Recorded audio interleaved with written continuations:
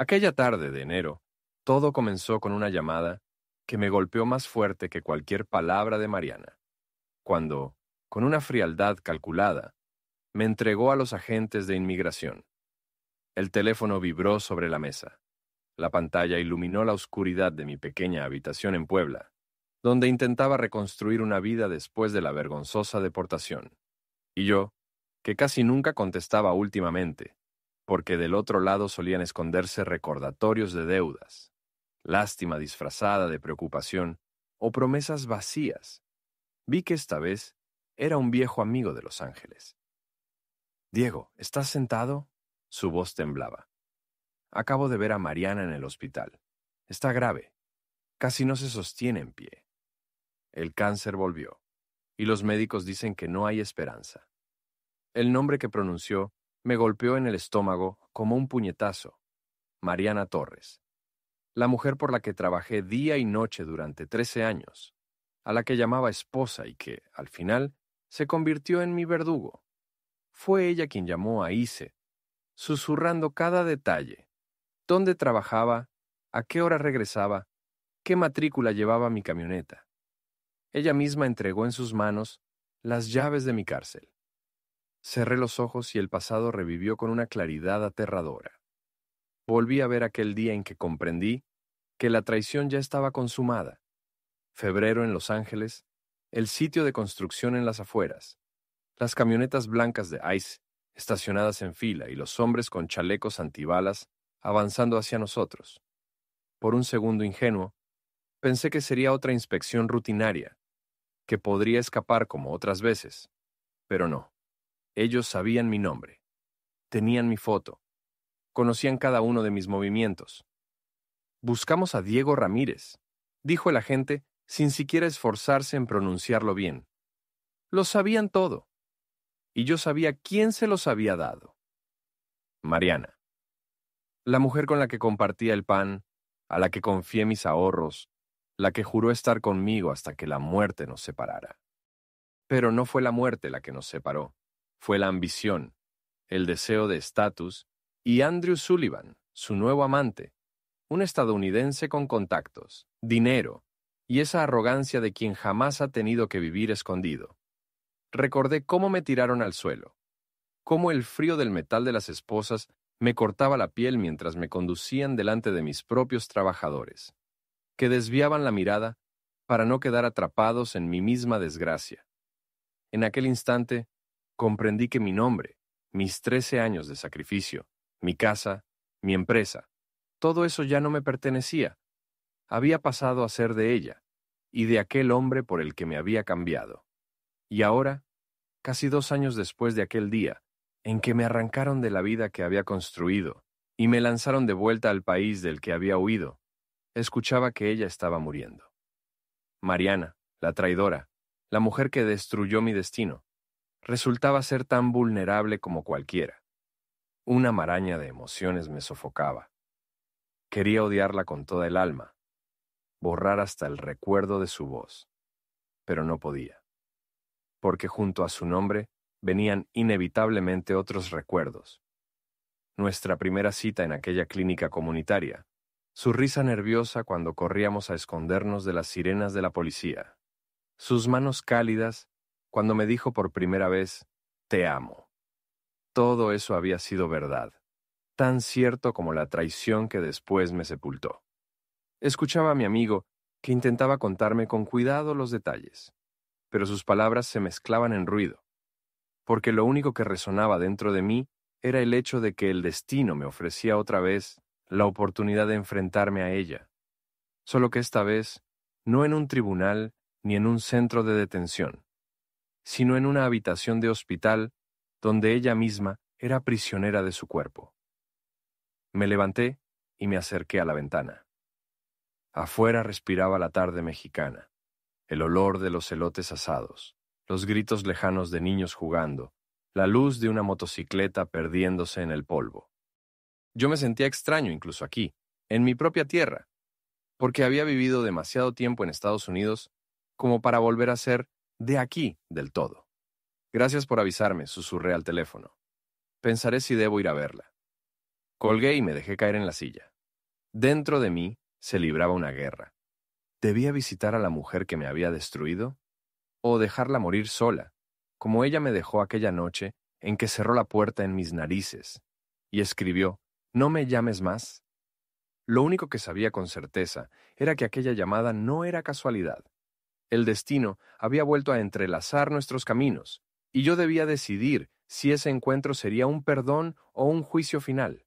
Tenía 27 años cuando crucé por primera vez la frontera con una visa de turista que me permitía quedarme solo 6 meses, y mientras sostenía mi pequeño maletín en el aeropuerto de Los Ángeles, con $800 en el bolsillo y un inglés torpe aprendido en la preparatoria, sentía que el mundo se abría ante mí con promesas que no sabía si serían reales o simples espejismos. Lo único cierto era que atrás quedaba Puebla, con sus calles polvorientas, la oficina gris en la que pasaba horas ordenando papeles como asistente administrativo, y la certeza de que si me quedaba allí, jamás podría ofrecerle a mi familia un futuro mejor. Mi primo Javier Ortega me recibió en su diminuto apartamento de Huntington Park, un edificio viejo, donde el olor de los frijoles refritos se mezclaba con la humedad de las paredes, y donde, paradójicamente, se escuchaba más español que inglés. Esa primera noche, mientras compartíamos unas cervezas baratas en el balcón, me dijo con una seguridad que yo envidiaba: «Aquí puedes empezar de cero, Diego. Sí, es difícil sin papeles, pero no imposible. Siempre hay alguien que necesita manos fuertes para cargar materiales, para levantar muros, para hacer el trabajo que otros no quieren». Al día siguiente ya estaba en una obra bajo el sol implacable de California. Mis manos suaves de oficinista empezaban a llenarse de ampollas, y mi espalda me dolía como si me hubieran golpeado con un bate. Pero cada billete que guardaba en mi bolsillo, al final del día, era un símbolo de esperanza. Una promesa silenciosa de que, con suficiente esfuerzo, podría construir algo propio. Pasaron las semanas. Mi visa de turista expiró y yo lo sabía perfectamente. Pero regresar significaba volver a la misma mediocridad de la que había huido. Así que, como millones antes que yo, me quedé, viviendo en las sombras, siempre con miedo a un golpe en la puerta o a las luces rojas y azules reflejadas en la ventana en plena madrugada. Y sin embargo, en medio de ese miedo, latía la emoción de estar creando una vida nueva. Logré mudarme a un estudio pequeño pero digno. Aprendí a manejar herramientas, a supervisar a otros trabajadores y a ganar $50 diarios, lo que para mí era riqueza comparado con los sueldos miserables en México. Las noches eran un cóctel de cansancio y sueños. Recuerdo acostarme en un colchón en el suelo y mirar el techo descascarado mientras imaginaba que un día tendría una empresa, una casa, una familia que no viviría con el sobresalto constante de ser descubierta. Y esas fantasías eran tan poderosas que lograban adormecer el dolor de los músculos y el vacío de la soledad. Conocí a otros inmigrantes, hombres y mujeres, que cargaban historias similares. Un salvadoreño que había dejado atrás a 3 hijos, una guatemalteca que trabajaba 2 turnos en una fábrica para mandar remesas a su madre enferma, un hondureño que juraba que un día abriría su propio restaurante. En cada conversación había una mezcla de esperanza y miedo, un reconocimiento silencioso de que todos estábamos en la cuerda floja, sobreviviendo gracias a nuestra invisibilidad. Fue durante ese tiempo que comencé a darme cuenta de lo cruel que podía ser Estados Unidos para quienes lo sosteníamos desde abajo. Éramos imprescindibles en la construcción, en los campos de cultivo, en las cocinas de los restaurantes, y sin embargo, éramos invisibles, descartables, tolerados solo mientras sirviéramos. Recuerdo una noche en particular, cuando ICE realizó una redada en una fábrica cercana, y varios de mis conocidos desaparecieron sin dejar rastro. Los rumores corrían como pólvora, que los habían enviado a centros de detención, que algunos serían deportados en cuestión de días, sin siquiera ver a un juez. En ese entonces, aún no existía la brutalidad de las nuevas órdenes ejecutivas que hoy permiten deportar a cualquiera en cuestión de horas. Pero el miedo ya estaba ahí, como una sombra que nunca nos soltaba. Yo, en medio de todo, me repetía que mi sacrificio valdría la pena. Mandaba dinero a mis padres en Puebla, pequeñas cantidades que para ellos eran enormes, y cada vez que hablaba con mi madre por teléfono y escuchaba en su voz el alivio de poder pagar la renta o comprar medicinas, sentía que mi esfuerzo estaba justificado. Así pasaron los meses, y mi vida, aunque precaria, empezó a tener forma. Trabajaba de sol a sol, aprendía inglés poco a poco, con series de televisión y conversaciones entrecortadas, y en mi interior crecía un sueño que pronto me llevaría a decisiones que cambiarían todo. El deseo de dejar de ser invisible, de tener algo mío que nadie pudiera arrebatarme. No sabía entonces que ese mismo sueño sería la semilla de mi mayor éxito y también de mi más amarga caída. Con el paso de los años, mi vida en Los Ángeles empezó a transformarse de simples jornadas agotadoras en obras a algo que se parecía, al menos en apariencia, a un proyecto de futuro. Ya no era solo el muchacho que cargaba bloques por unos cuantos billetes, sino alguien que había aprendido a leer planos, a negociar precios de materiales y hasta a dirigir a un pequeño grupo de trabajadores que confiaban en mí, porque yo sabía lo que era sudar a su lado, bajo el mismo sol abrasador. El dinero, aunque aún escaso, comenzó a fluir con más constancia. De los $50 diarios pasé a ganar 70, luego 80, y pronto comprendí que la clave no estaba en esperar a que alguien me ofreciera estabilidad, sino en construirla con mis propias manos, aunque tuviera que hacerlo en la clandestinidad. Fue entonces cuando surgió la idea de tener mi propio negocio, aunque supiera que, legalmente, aquello era un sueño casi imposible. La oportunidad llegó de la forma más inesperada. Héctor Delgado, un amigo de la comunidad y ciudadano estadounidense, me propuso registrar a su nombre una pequeña empresa de remodelaciones, con el acuerdo de que yo manejaría todo el trabajo, y él se quedaría con un porcentaje a cambio de prestarme su nombre y sus documentos.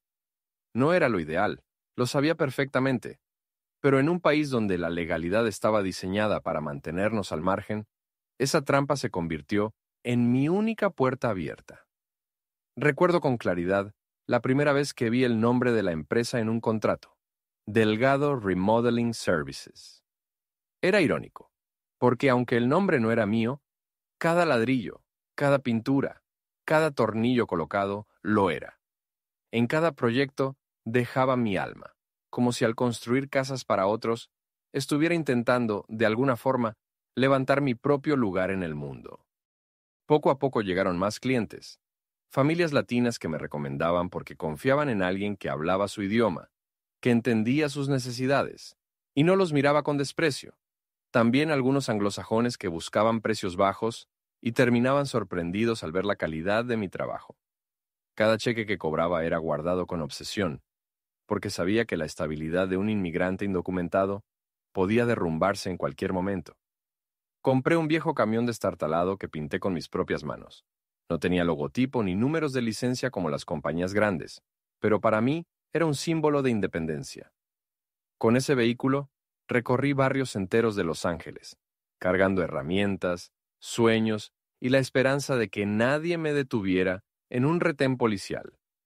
Había noches en que regresaba a mi diminuto apartamento, exhausto, con las manos llenas de polvo y la ropa empapada en sudor, y me sentaba frente a la mesa de plástico que usaba como escritorio para revisar cuentas, dibujar presupuestos y planear cómo hacer crecer el negocio. No tenía formación empresarial, pero tenía hambre de futuro, y eso me empujaba a aprender rápido. El miedo seguía acompañándome, claro. Cada vez que escuchaba las noticias sobre redadas de ICE en restaurantes o fábricas, el corazón me daba un vuelco. Sabía que mi mundo podía desmoronarse en cuestión de segundos si alguien decidía delatarme, pero al mismo tiempo, ese riesgo parecía darle más valor a cada pequeño logro. Con el tiempo, logré contratar a 2 trabajadores, ambos también indocumentados, ambos con historias parecidas a la mía.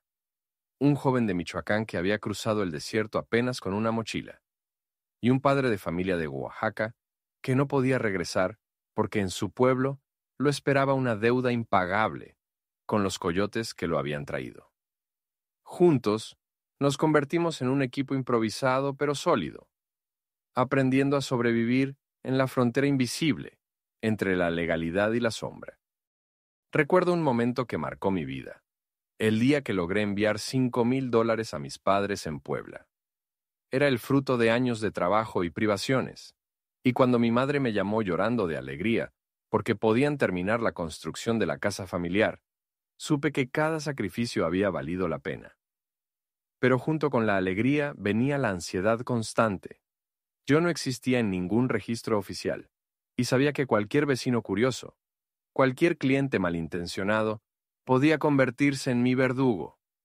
A veces me despertaba en medio de la noche, convencido de haber escuchado golpes en la puerta, y el corazón me latía tan fuerte que pensaba que me iba a explotar en el pecho. Así fueron naciendo los cimientos de mi sueño americano, construidos con madera barata, contratos frágiles y la esperanza terca de que algún día podría mirar atrás sin miedo. No sabía entonces que ese sueño crecería tanto como para darme la ilusión de una vida normal, y que justamente esa ilusión sería lo que abriría la puerta al peor de los infiernos.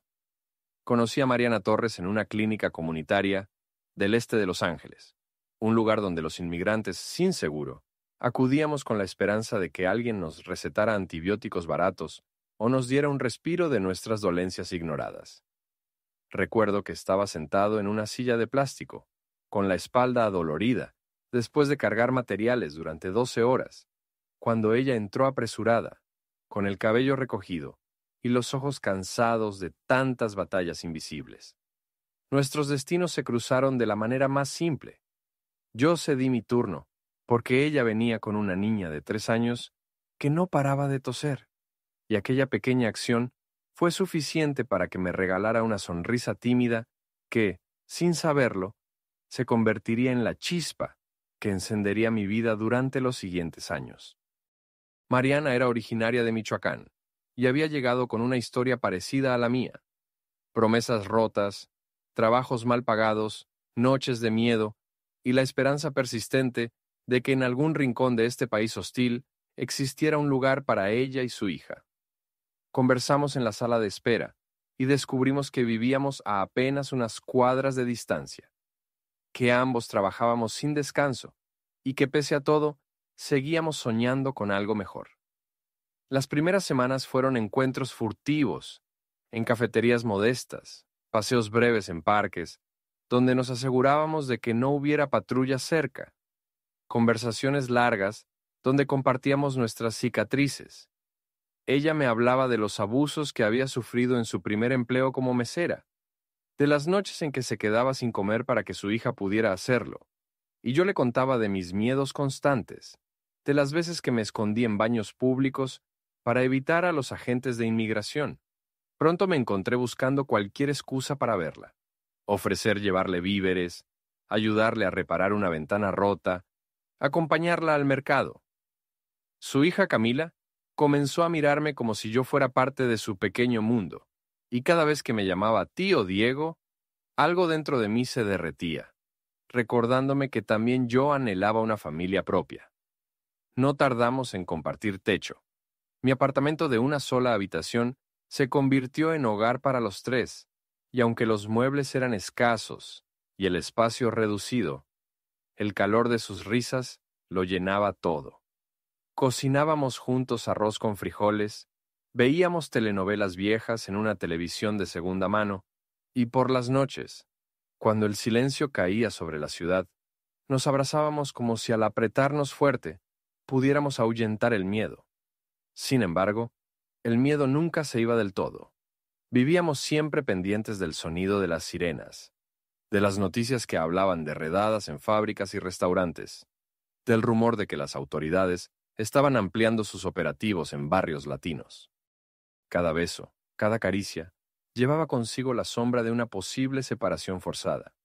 Mariana me daba fuerzas. No podemos vivir solo con miedo. decía mientras acariciaba mi rostro. Si Dios nos trajo hasta aquí, es porque hay algo mejor esperándonos. Yo quería creerle, y en su voz encontraba un refugio que me permitía seguir adelante, aunque en el fondo sabía que cualquier futuro que construyéramos estaba erigido sobre cimientos frágiles. Con el tiempo, decidimos casarnos. No hubo vestido blanco ni fiesta lujosa, solo una ceremonia sencilla en la iglesia del barrio, con unos pocos amigos como testigos, y Camila sonriendo, como si entendiera que ese día estábamos formando algo más grande que nosotros. Yo la miraba y me convencía de que, pese a mi estatus, pese a la sombra de la deportación, había encontrado un motivo para resistir. El matrimonio me dio la ilusión de estabilidad. Empezamos a hablar de comprar una casa modesta, de expandir el negocio, de dar a Camila la educación que merecía. Yo trabajaba cada vez más horas, sacrificando mi descanso y mi salud, porque creía que el amor que nos unía sería suficiente para resistir cualquier tormenta. Pero las grietas comenzaron a aparecer más pronto de lo que esperaba. Mariana, que antes me miraba con ternura, empezó a mostrar impaciencia, a reclamarme que no ganábamos lo suficiente, que vivíamos demasiado austeramente, que mientras otros lograban papeles y prosperaban nosotros, seguíamos atrapados en la incertidumbre. Al principio pensé que eran quejas pasajeras, fruto del cansancio, pero pronto comprendí que esa semilla de inconformidad crecería hasta convertirse en algo mucho más oscuro. Esa noche, mientras la veía dormir abrazada a Camila, yo aún creía que lo nuestro era indestructible, que el amor bastaba para sobrevivir a las leyes, al miedo y a la precariedad. No podía imaginar que aquella misma mujer, que respiraba tranquila a mi lado, se convertiría en la persona que un día marcaría mi nombre en una denuncia, entregándome sin pestañear al sistema que tanto habíamos temido. El día de nuestra boda, no hubo lujos ni vestidos blancos resplandecientes, tampoco banquetes interminables ni invitados distinguidos. Fue una ceremonia sencilla en la iglesia del barrio, con flores marchitas, donadas por una vecina, la música improvisada de un cuarteto de jóvenes y un par de docenas de amigos que aplaudían más con el corazón que con las manos, porque todos sabíamos que lo que celebrábamos no era un contrato legal reconocido por este país que nos ignoraba, sino una promesa íntima de resistir juntos en medio de la tormenta. Recuerdo que Mariana llevaba un vestido prestado, ligeramente grande para su cuerpo, y aún así me pareció la mujer más hermosa que había visto jamás. Cuando tomó mi mano frente al altar y dijo aquellas palabras sencillas de compromiso, sentí que todo lo que había sufrido hasta entonces, los trabajos extenuantes, el miedo constante a la deportación, las noches de soledad, había valido la pena, porque al final me habían conducido a ese instante.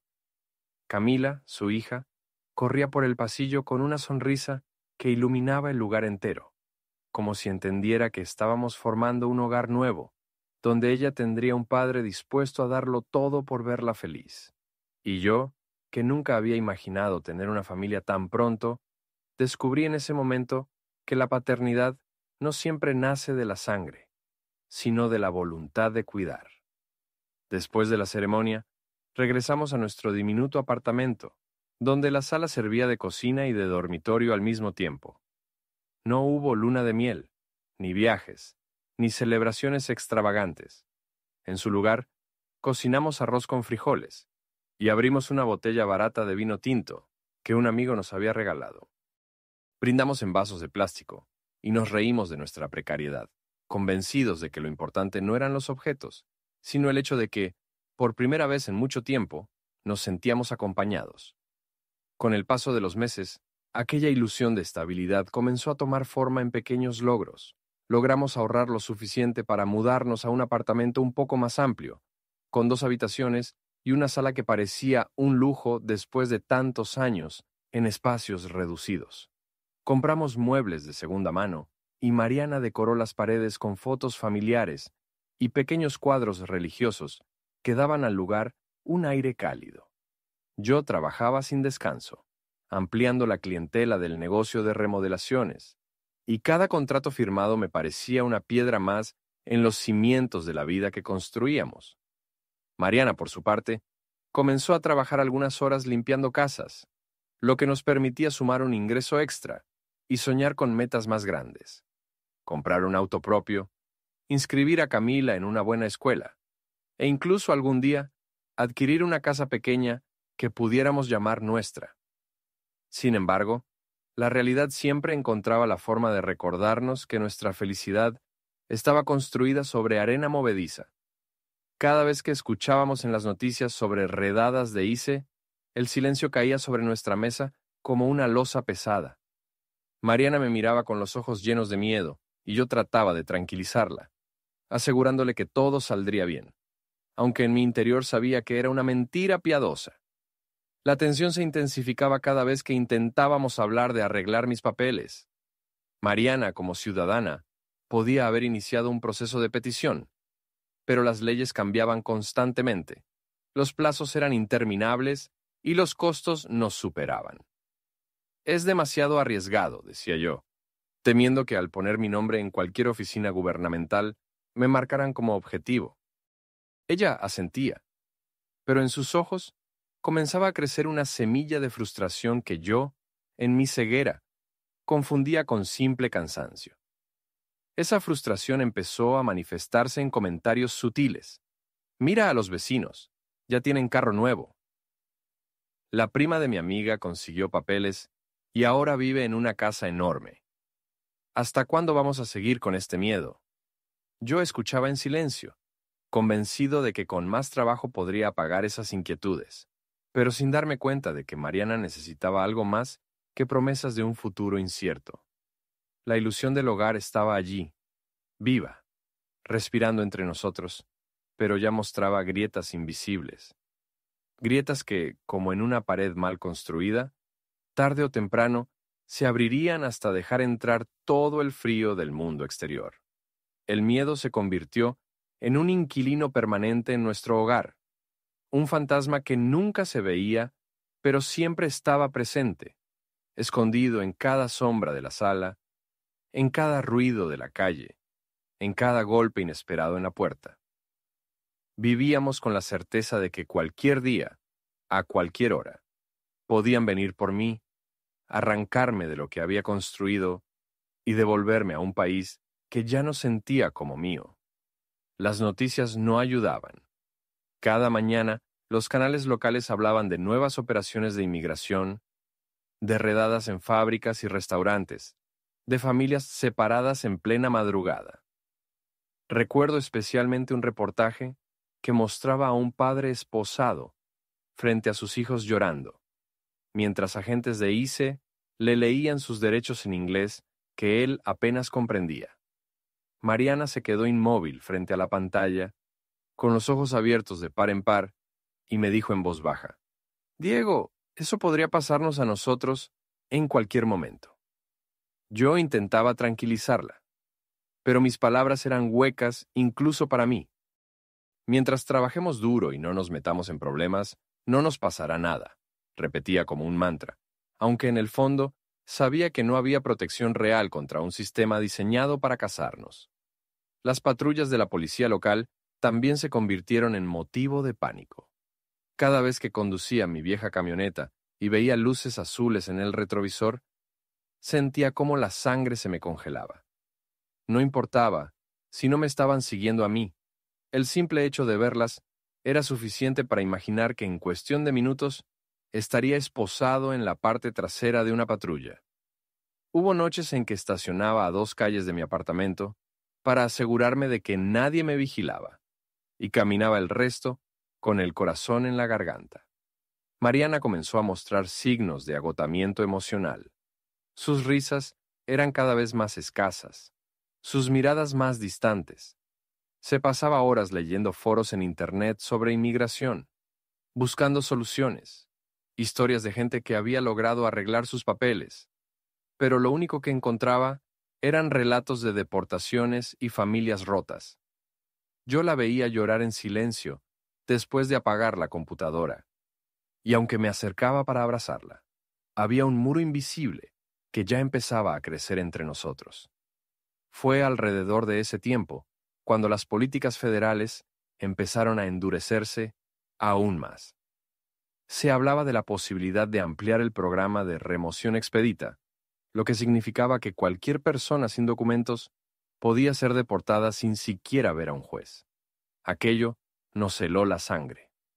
En el barrio, las conversaciones en las tiendas ya no giraban alrededor del precio de los tomates o del próximo partido de fútbol, sino de qué hacer si ICE tocaba la puerta, de cómo enseñar a los hijos a no abrir a desconocidos, de preparar maletas de emergencia con ropa y documentos. Yo me volqué más que nunca en el trabajo, convencido de que mientras mantuviera a mi familia a salvo económicamente, todo estaría bien. Pero Mariana ya no veía en mi sacrificio una muestra de amor, sino un intento inútil de tapar con dinero el miedo que nos perseguía día y noche. No entiendes, Diego, me dijo una noche mientras cenábamos en silencio. No se trata solo de pagar la renta o de tener comida. Se trata de vivir sin esta angustia, sin sentir que en cualquier momento pueden llevarte. No supe qué responder, porque ella tenía razón. Yo mismo despertaba sobresaltado en las madrugadas, convencido de haber escuchado pasos en el pasillo o golpes en la puerta. A veces incluso soñaba con agentes entrando a nuestro apartamento y me levantaba empapado en sudor, con el corazón a punto de estallar. Camila también empezó a percibir el miedo. Una tarde, al escuchar las sirenas de una patrulla, corrió a esconderse debajo de la mesa y gritó: «¡No dejen que se lleven a mi papá!». Esa imagen me destrozó por dentro. Una niña de apenas 6 años ya cargaba con el peso de un miedo que debería haber sido ajeno a su infancia. El fantasma de Is no solo rondaba nuestras calles, también rondaba nuestra relación. Mariana empezó a cuestionar si realmente había tomado la decisión correcta al unirse a mí, un hombre que, pese a sus esfuerzos, seguía siendo invisible para la ley. Y yo, aunque me aferraba con todas mis fuerzas a la idea de que nuestro amor podía resistirlo todo, sentía como el muro entre nosotros crecía cada día, alimentado por el miedo, la frustración y la desesperanza. Ese fue el comienzo del quiebre, aunque todavía no lo sabíamos.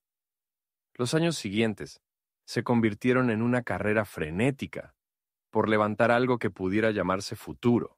El pequeño negocio que había iniciado bajo el nombre de Héctor Delgado comenzó a prosperar más de lo que yo mismo había imaginado, y de pronto dejé de ser solo un jornalero invisible para convertirme en un contratista al que llamaban familias de distintos barrios para remodelar cocinas, reparar techos o levantar ampliaciones en patios traseros.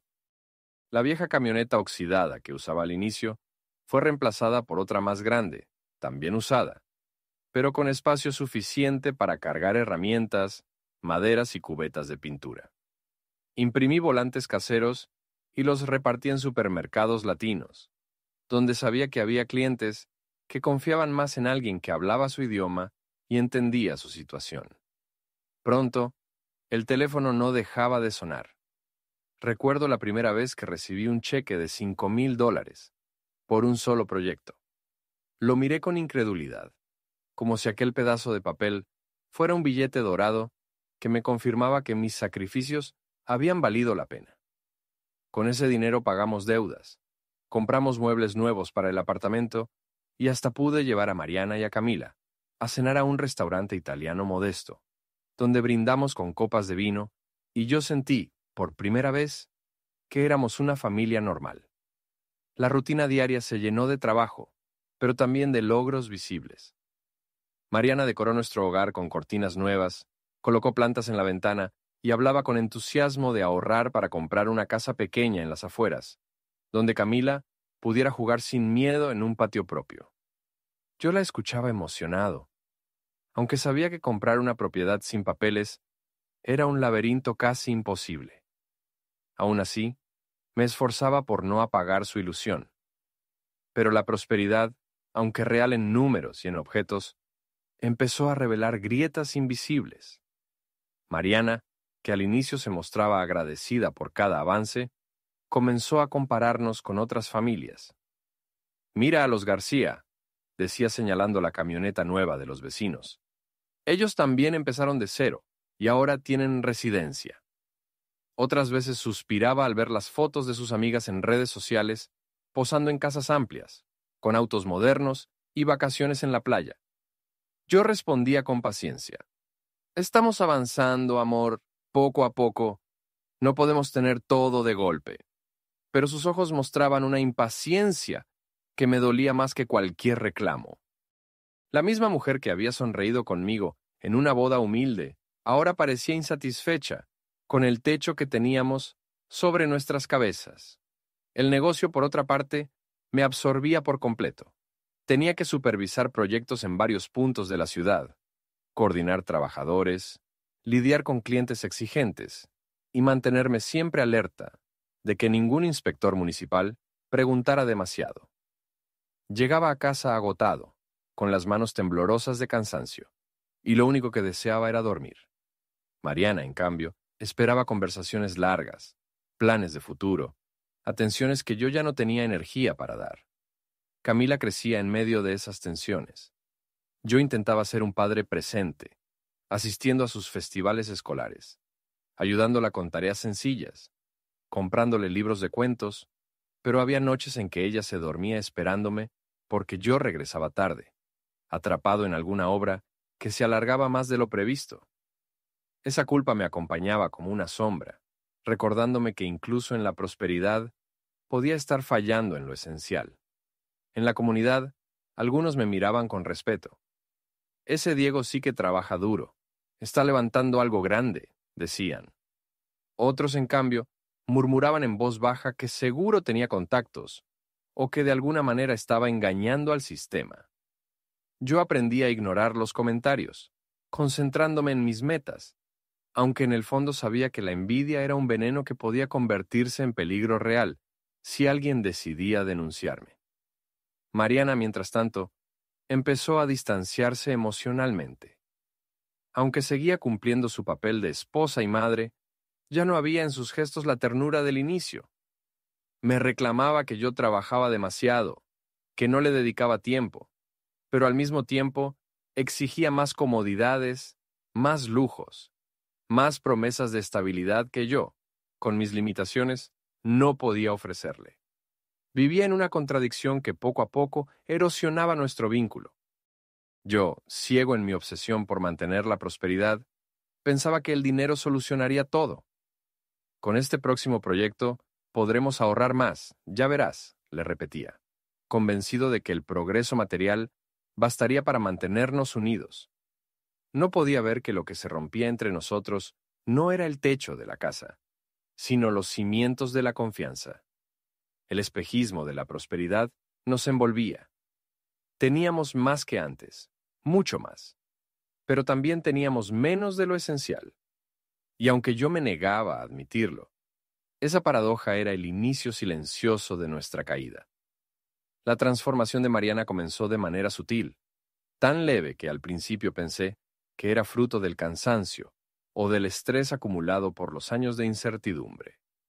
Sin embargo, con el tiempo esas pequeñas variaciones se convirtieron en señales imposibles de ignorar, como grietas en una pared que de pronto muestran que toda la estructura está a punto de colapsar. Al principio, fueron sus silencios. Antes hablábamos hasta tarde, compartíamos sueños, nos reíamos de anécdotas del trabajo o de las ocurrencias de Camila. Ahora, en cambio, la encontraba distraída, absorta en su teléfono, respondiendo con monosílabos o fingiendo un sueño repentino para evitar cualquier conversación. Después vino el cambio en sus rutinas. Mariana, que solía planear nuestras compras y actividades familiares con entusiasmo, empezó a inventar compromisos fuera de casa, que una amiga la había invitado a tomar café, que debía ayudar a una vecina enferma, que tenía que quedarse horas extras limpiando casas. Yo quería creerle, pero algo en su tono me sonaba forzado, como si cada excusa fuera un ladrillo más en el muro que nos separaba. El detalle que más me hirió llegó una noche cuando, al abrazarla, percibí un perfume extraño en su ropa, un aroma intenso y masculino que no correspondía ni a nuestro hogar ni a las casas donde solía trabajar. Mariana se apartó bruscamente, murmurando que estaba cansada, y se acostó dándome la espalda.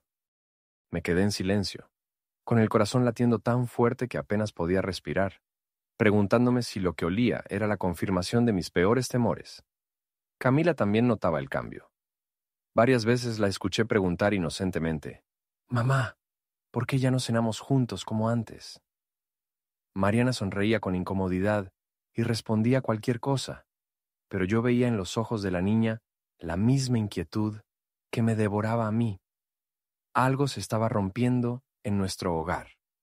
Las discusiones comenzaron a volverse frecuentes. Mariana me reprochaba que trabajaba demasiado, que nunca estaba en casa, que la dejaba sola con las responsabilidades. Yo le respondía que lo hacía por ella y por Camila, que cada hora en la obra era un ladrillo más en la casa que algún día compraríamos. Pero en lugar de calmarla, mis palabras parecían irritarla más, como si ya no creyera en mis promesas. Una noche, encontré en su bolso un recibo de un restaurante elegante al que yo jamás la había llevado. El papel mostraba 2 platos de pasta, una botella de vino caro y un postre compartido. Cuando le pregunté, Mariana me dijo con frialdad que había salido con unas amigas, que no tenía por qué darme explicaciones de cada cosa que hacía. Su tono era tan distante que me dejó helado, como si ya no fuéramos pareja sino simples compañeros de casa. Empecé a vigilarla sin querer. Notaba cuando llegaba tarde, cuando su celular vibraba y lo apagaba con prisa, cuando sonreía mirando la pantalla y luego borraba la expresión en cuanto yo entraba en la habitación. Cada gesto se convertía en una daga en mi interior, confirmando lo que yo no quería admitir, que Mariana ya no estaba conmigo, aunque siguiera viviendo bajo el mismo techo. El dolor de la sospecha era peor que cualquier certeza. Me encontraba atrapado entre la necesidad de preguntarle directamente y el miedo de escuchar la verdad. Pasaba las noches en vela, mirando el techo, recordando los días en que ella me abrazaba con ternura y preguntándome en qué momento exacto se había roto lo nuestro. Intentaba refugiarme en el trabajo, pero incluso allí, el fantasma de la traición me perseguía. Mis compañeros notaban mi distracción, y más de uno me aconsejó que no dejara que los problemas personales afectaran mis proyectos. Yo sonreía forzado, sin atreverme a confesar que lo que me estaba consumiendo no era un simple problema matrimonial, sino la sensación de estar perdiendo a la mujer que había jurado caminar a mi lado en medio de la tormenta. Cada vez que regresaba a casa, temía abrir la puerta y encontrarla ausente. Temía que un día Mariana desapareciera con una excusa cualquiera y ya no volviera. Y aunque aún no tenía pruebas concretas, en mi corazón ya lo sabía. La sombra de otro hombre se había instalado en nuestro hogar. La primera vez que escuché el nombre de Andrew Sullivan fue una tarde en la que Mariana regresó a casa con un brillo extraño en los ojos. Ese tipo de emoción que intenta disfrazarse de normalidad, pero termina delatándose en cada gesto. Me dijo que había conocido a un empresario interesado en remodelar una propiedad en Pasadena y que quizá podría recomendarme para el trabajo, pues había escuchado de mis proyectos a través de conocidos en la comunidad. Al principio, no sospeché nada. Para mí, cada cliente nuevo era una oportunidad, y la posibilidad de un contrato en una zona adinerada representaba un salto enorme para mi pequeño negocio. A los pocos días, recibí una llamada en inglés impecable. Good afternoon. Am I speaking with Mr. Ramírez? Su tono era cortés pero seguro, el acento de un hombre que sabía exactamente quién era y lo que quería. Nos citamos en la propiedad. Era una casa enorme de 2 pisos, con ventanales amplios y un jardín perfectamente cuidado. Un contraste brutal con los modestos hogares donde normalmente trabajaba. Andrew Sullivan me recibió con una sonrisa calculada, traje impecable, reloj brillante en la muñeca y esa mirada penetrante de quien está acostumbrado a dar órdenes y ser obedecido. Durante el recorrido me habló de las remodelaciones que deseaba hacer, cambiar la cocina, ampliar el salón, instalar pisos de madera importada. Yo asentía, tomando notas, pero en mi interior sentía algo extraño. como si aquel hombre estuviera evaluándome más allá de lo laboral, como si me estudiara en silencio mientras describía cada detalle. Lo que más me incomodó fue la forma en que mencionó a Mariana. Fue muy amable al darme su número. Me dijo que usted es un trabajador confiable. Comentó con una sonrisa que me pareció demasiado personal. En ese instante, un frío recorrió mi espalda. ¿Qué hacía Mariana hablando de mí con este hombre? ¿Por qué su recomendación sonaba más cercana de lo que debería? Acepté el proyecto, porque rechazarlo habría sido absurdo, pero desde ese día algo en mi interior no dejó de vibrar con desconfianza. Cada vez que debía reunirme con Sullivan para revisar avances, notaba su seguridad excesiva, sus preguntas aparentemente inocentes sobre mi vida personal, sus comentarios sobre lo difícil que debe ser criar a una familia sin papeles en este país. Lo decía con un tono ambiguo, mitad curiosidad, mitad burla, y yo respondía con evasivas, sin dar más información de la necesaria. Mariana, por su parte, parecía demasiado interesada en el progreso de la obra. Preguntaba detalles que nunca había preguntado sobre otros proyectos. ¿Cuánto pagaría Sullivan? ¿Cuándo me reuniría con él? ¿Qué opinaba de su estilo de vida? A veces lo mencionaba en la conversación con un entusiasmo que me incomodaba, como si admirara no solo su dinero, sino también su manera de imponerse en el mundo. Un día, mientras trabajaba en la propiedad, lo vi salir con Mariana del garaje. Ella llevaba una carpeta en la mano, y él la despedía con un gesto cordial, pero en los ojos de ella había algo que no pude descifrar. Cuando me acerqué, Mariana me explicó rápidamente que solo había pasado a entregarle unos papeles, porque él estaba interesado en recomendarme para más proyectos. Su excusa sonó débil, pero yo me mordí la lengua. No tenía pruebas, solo intuiciones.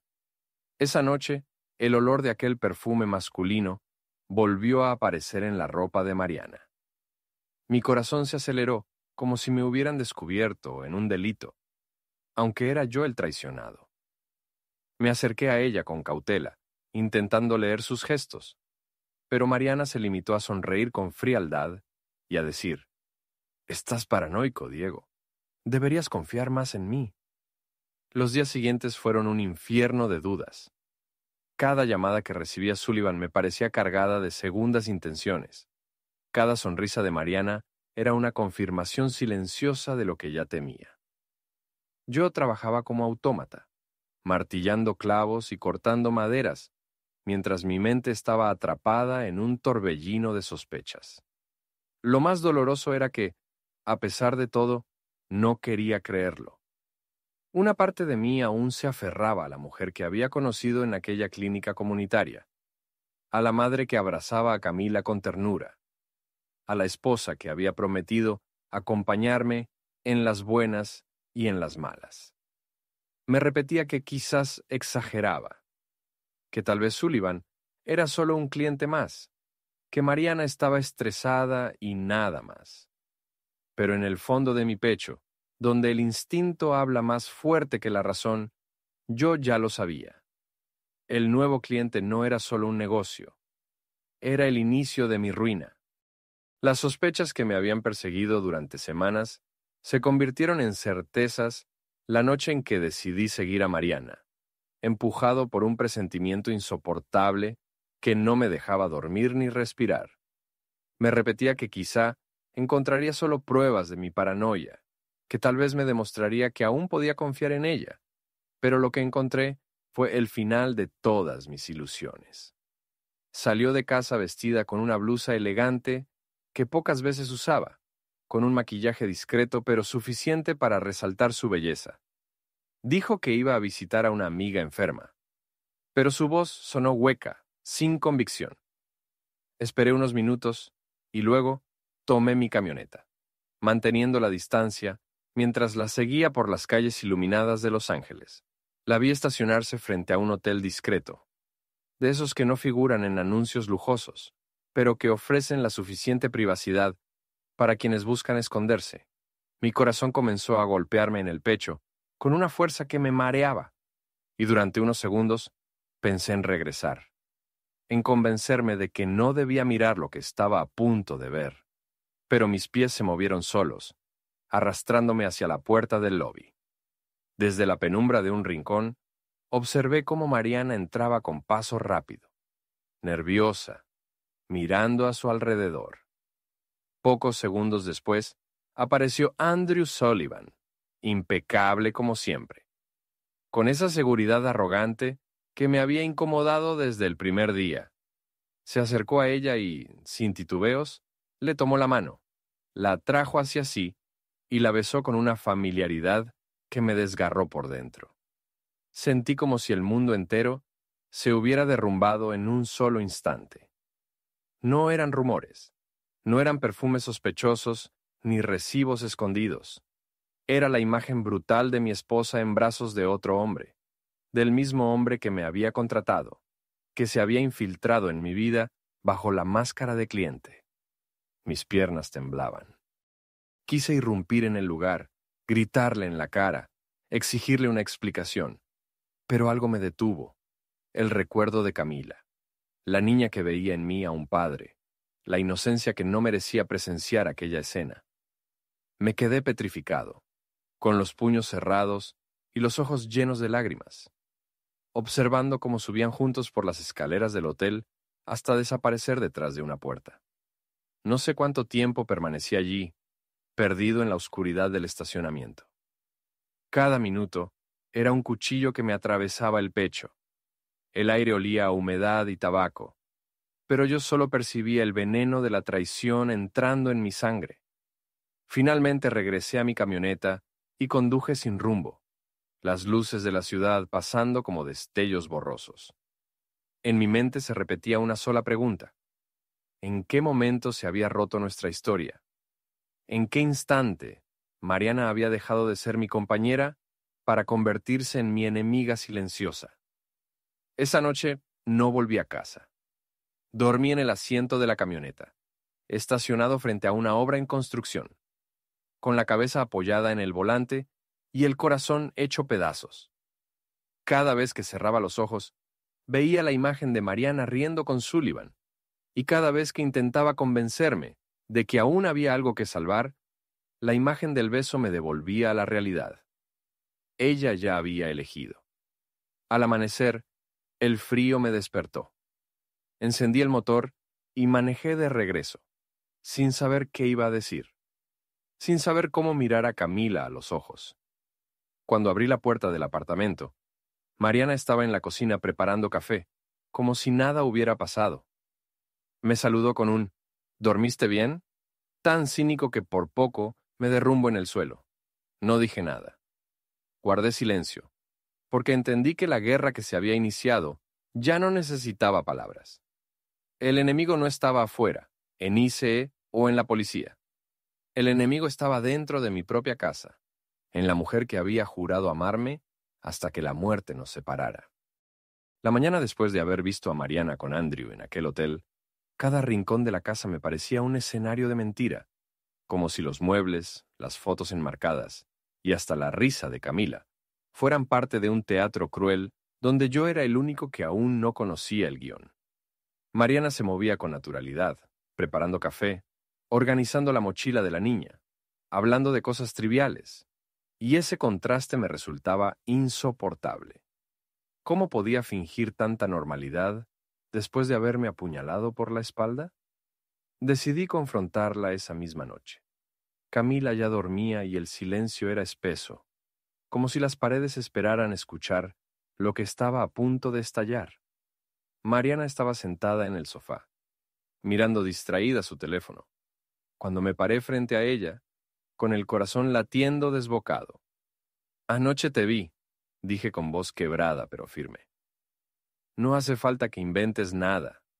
Sé dónde estabas y con quién».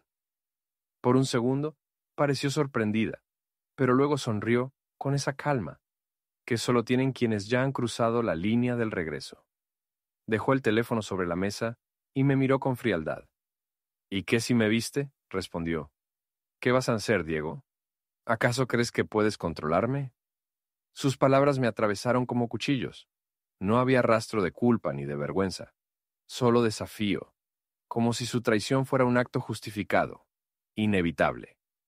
Soy tu esposo, balbuceé. He trabajado como un animal todos estos años para darte una vida digna, para darle a Camila un futuro. ¿Y tú? ¿Un futuro?, me interrumpió con ironía. ¿Cuál futuro, Diego? ¿El de seguir escondidos como ratas, esperando a que Ise toque la puerta para llevarte? ¿El de vivir con miedo todos los días? Yo estoy cansada de esa vida. No quiero más promesas vacías. Quiero estabilidad, quiero seguridad, quiero alguien que pueda darme lo que tú no puedes. Sentí que me quedaba sin aire. Era la primera vez que decía en voz alta lo que llevaba tiempo pensando, que para ella yo era insuficiente, un obstáculo en lugar de un compañero.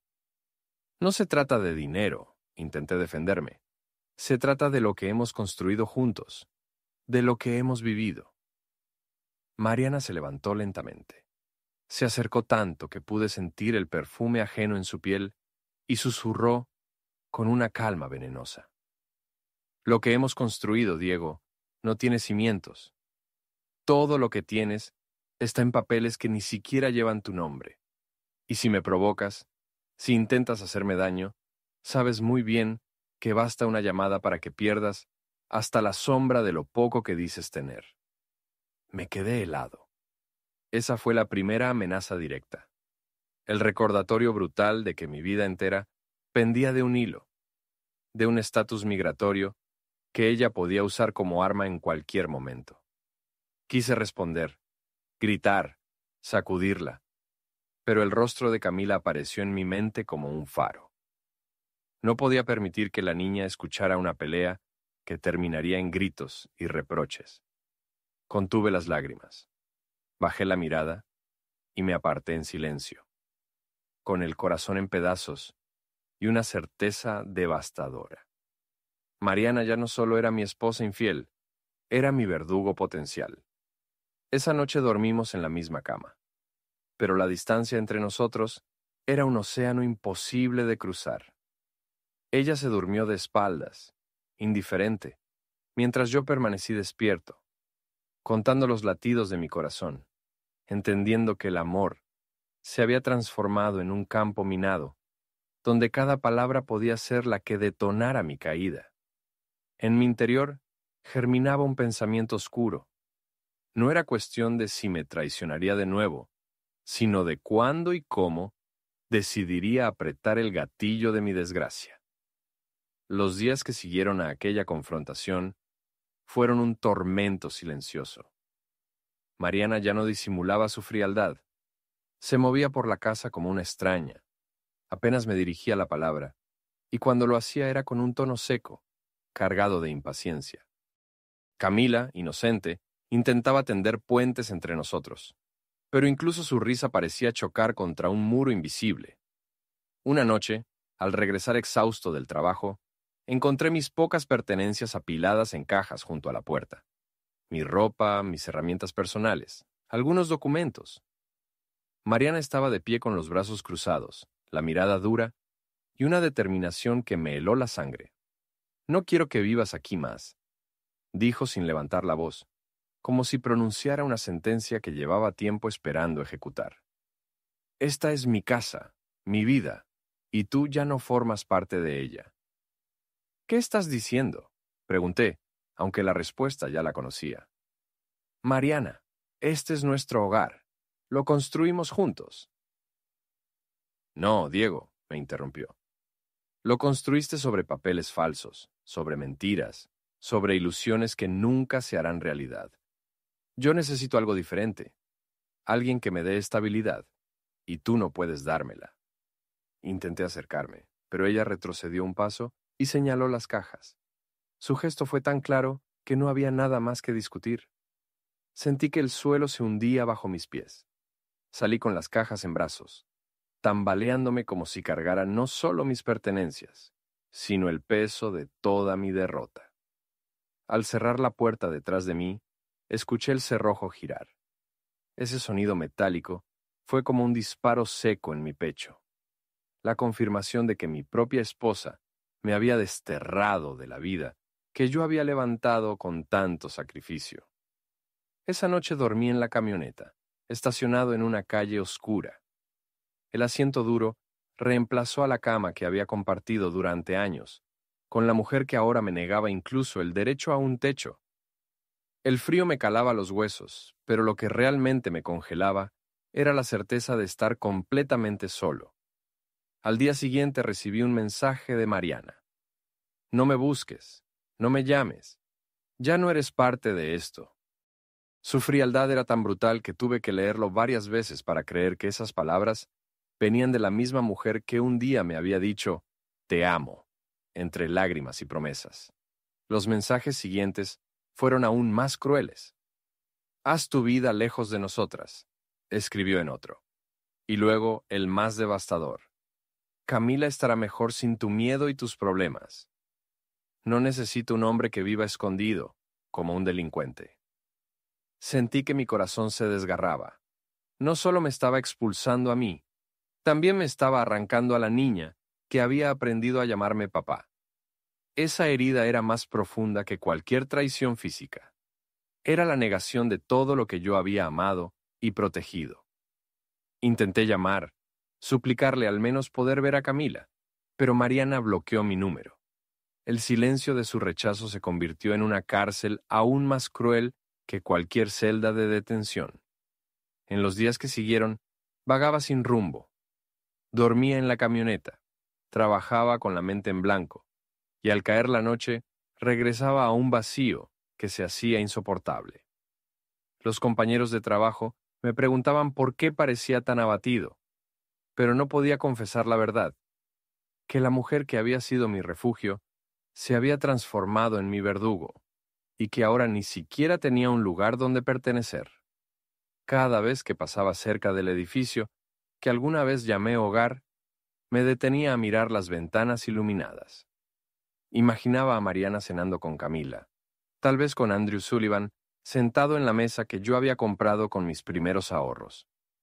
Esa imagen me destrozaba, pero al mismo tiempo me alimentaba un fuego oscuro, la certeza de que lo habían planeado todo, de que mi expulsión no era un accidente, sino una estrategia calculada. Aquella puerta cerrada no solo me había dejado en la calle, había marcado el inicio de una guerra silenciosa que pronto se volvería abierta y brutal. No pasó mucho tiempo antes de que mis sospechas se transformaran en certezas insoportables. Ya no se trataba solo de un romance oculto, de encuentros furtivos en hoteles discretos. Lo que Mariana y Andrew estaban tejiendo era mucho más siniestro, un plan que iba más allá de la traición sentimental para convertirse en un golpe directo a mi vida, a mi dignidad y a todo lo que había levantado con años de sacrificio. Empecé a notar las huellas de esa alianza en pequeños detalles, que para otros hubieran parecido insignificantes, pero que para mí eran señales claras. Mariana, que antes evitaba cualquier tema relacionado con el negocio, comenzó a preguntar con insistencia por contratos, facturas, nombres de clientes. Lo hacía con un aire de curiosidad inocente, pero yo podía ver en sus ojos el cálculo frío de alguien que recopilaba piezas de un rompecabezas destinado a incriminarme. Un compañero de trabajo, sin saberlo, me dio la confirmación que necesitaba. Me contó que había visto a Mariana y a Sullivan, reunidos en una cafetería elegante, revisando documentos en una carpeta azul. Ella sonreía mientras él le señalaba cifras con un bolígrafo caro. Cuando escuché aquello, sentí que la tierra se abría bajo mis pies. Comprendí entonces que el objetivo no era solo reemplazarme en su cama, sino también arrebatarme lo único que me daba identidad en este país: mi empresa, mi esfuerzo, mi nombre oculto tras el de Héctor Delgado. Sabía que bastaba con que alguien denunciara irregularidades para que el castillo de naipes se derrumbara, y Mariana tenía toda la información necesaria para hacerlo. Los rumores en la comunidad comenzaron a crecer.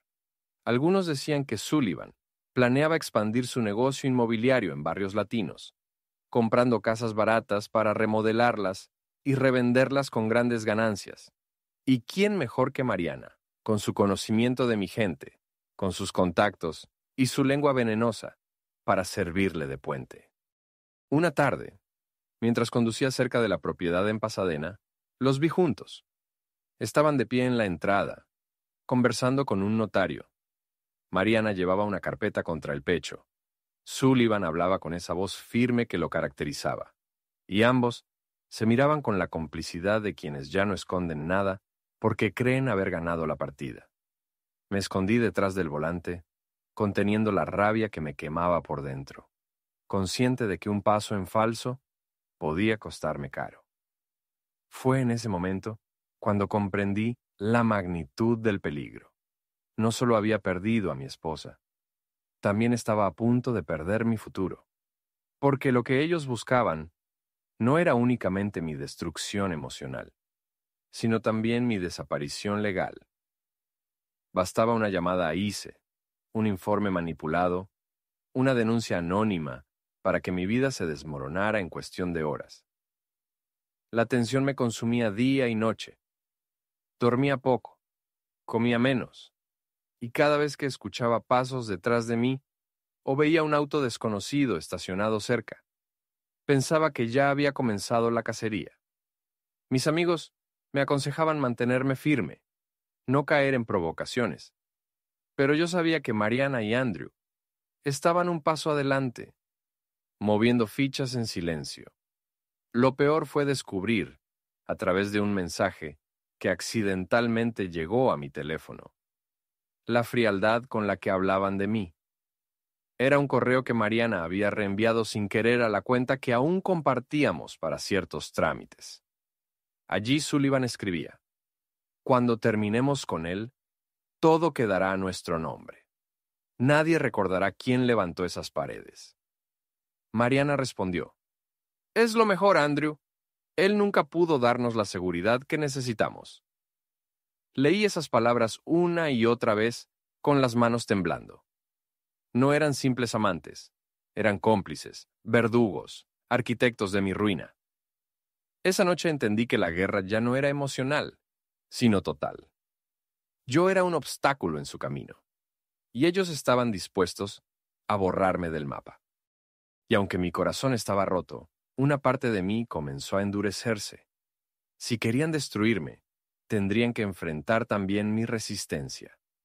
Era una mañana como tantas. El sol apenas comenzaba a calentar el cemento de la obra en la que trabajaba. El ruido de los martillos eléctricos llenaba el aire, y yo me sentía, por un instante, parte de una rutina que me mantenía con vida. Estaba midiendo unas tablas cuando escuché el sonido metálico de varias puertas de camionetas cerrándose al unísono. Un silencio extraño recorrió la obra, ese silencio que precede a la tormenta. Cuando levanté la vista, vi varios vehículos blancos estacionados frente a la construcción. En las puertas se leía con claridad: ICE. De ellos descendieron hombres con chalecos antibalas y armas visibles. No venían a preguntar, no venían a negociar. Venían por mí. Mis compañeros comenzaron a dispersarse como bandadas de pájaros asustados. Algunos corrieron hacia las calles laterales. Otros intentaron esconderse detrás de los muros inacabados. Yo apenas tuve tiempo de dar un paso atrás antes de que uno de los agentes levantara la voz. «Estamos buscando a Diego Ramírez». Escuchar mi nombre en su boca, pronunciado con tanta seguridad, fue como recibir un balazo directo al pecho. No había duda. Venían preparados, con información precisa, con la certeza de que yo estaba allí. Y entonces lo entendí. Alguien los había llamado. No era un operativo al azar. Era una trampa perfectamente colocada. Me giré instintivamente buscando una salida, pero otros agentes ya bloqueaban cada camino. Sentí como el mundo se cerraba a mi alrededor. «Manos arriba», ordenó uno de ellos en inglés. «Usted está bajo custodia federal». El frío del metal de las esposas me mordió las muñecas mientras me empujaban contra la pared. Escuchaba a lo lejos los gritos de mis compañeros, las sirenas, el sonido de botas apresuradas. Todo parecía un mal sueño, pero no lo era. Era el resultado inevitable de una traición que ya no podía negar.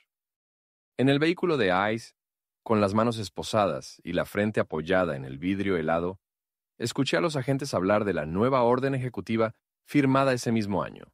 Expedited Removal, remoción expedita. Uno de ellos comentó, casi con burla, que ya no hacía falta pasar por un juez, que bastaba la detención y la verificación rápida de identidad para iniciar la deportación. Sentí un nudo en la garganta. Ni siquiera tendría la oportunidad de defenderme. Horas más tarde, en el centro de detención, confirmé mis peores sospechas.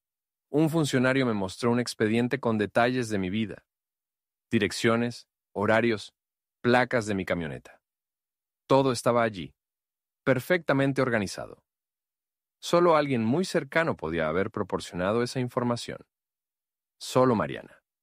Me desplomé en la litera de la celda, con la mente dando vueltas. No podía dejar de imaginarla al otro lado de la ciudad, sonriendo con Sullivan, celebrando el éxito de su plan. Yo, reducido a un número más en el sistema, esperando ser borrado de un país que había construido con mis manos. Un compañero de celda, un hondureño detenido en otra redada, me miró con compasión y dijo, «Hermano, ya no es como antes. Con estas leyes nuevas no nos dejan ni respirar. Te sacan en cuestión de días, a veces de horas. Somos mercancía para ellos, cifras que mostrar en la televisión». Sus palabras me atravesaron como dagas. No era solo yo. Éramos miles los que caíamos bajo la maquinaria de un sistema cada vez más implacable. Pero eso no hacía menos doloroso el hecho de que mi caída había sido orquestada desde mi propio hogar. Esa noche, tumbado en el colchón duro del centro de detención, juré en silencio que no me rendiría, que aunque todo estuviera en mi contra, encontraría la forma de sobrevivir.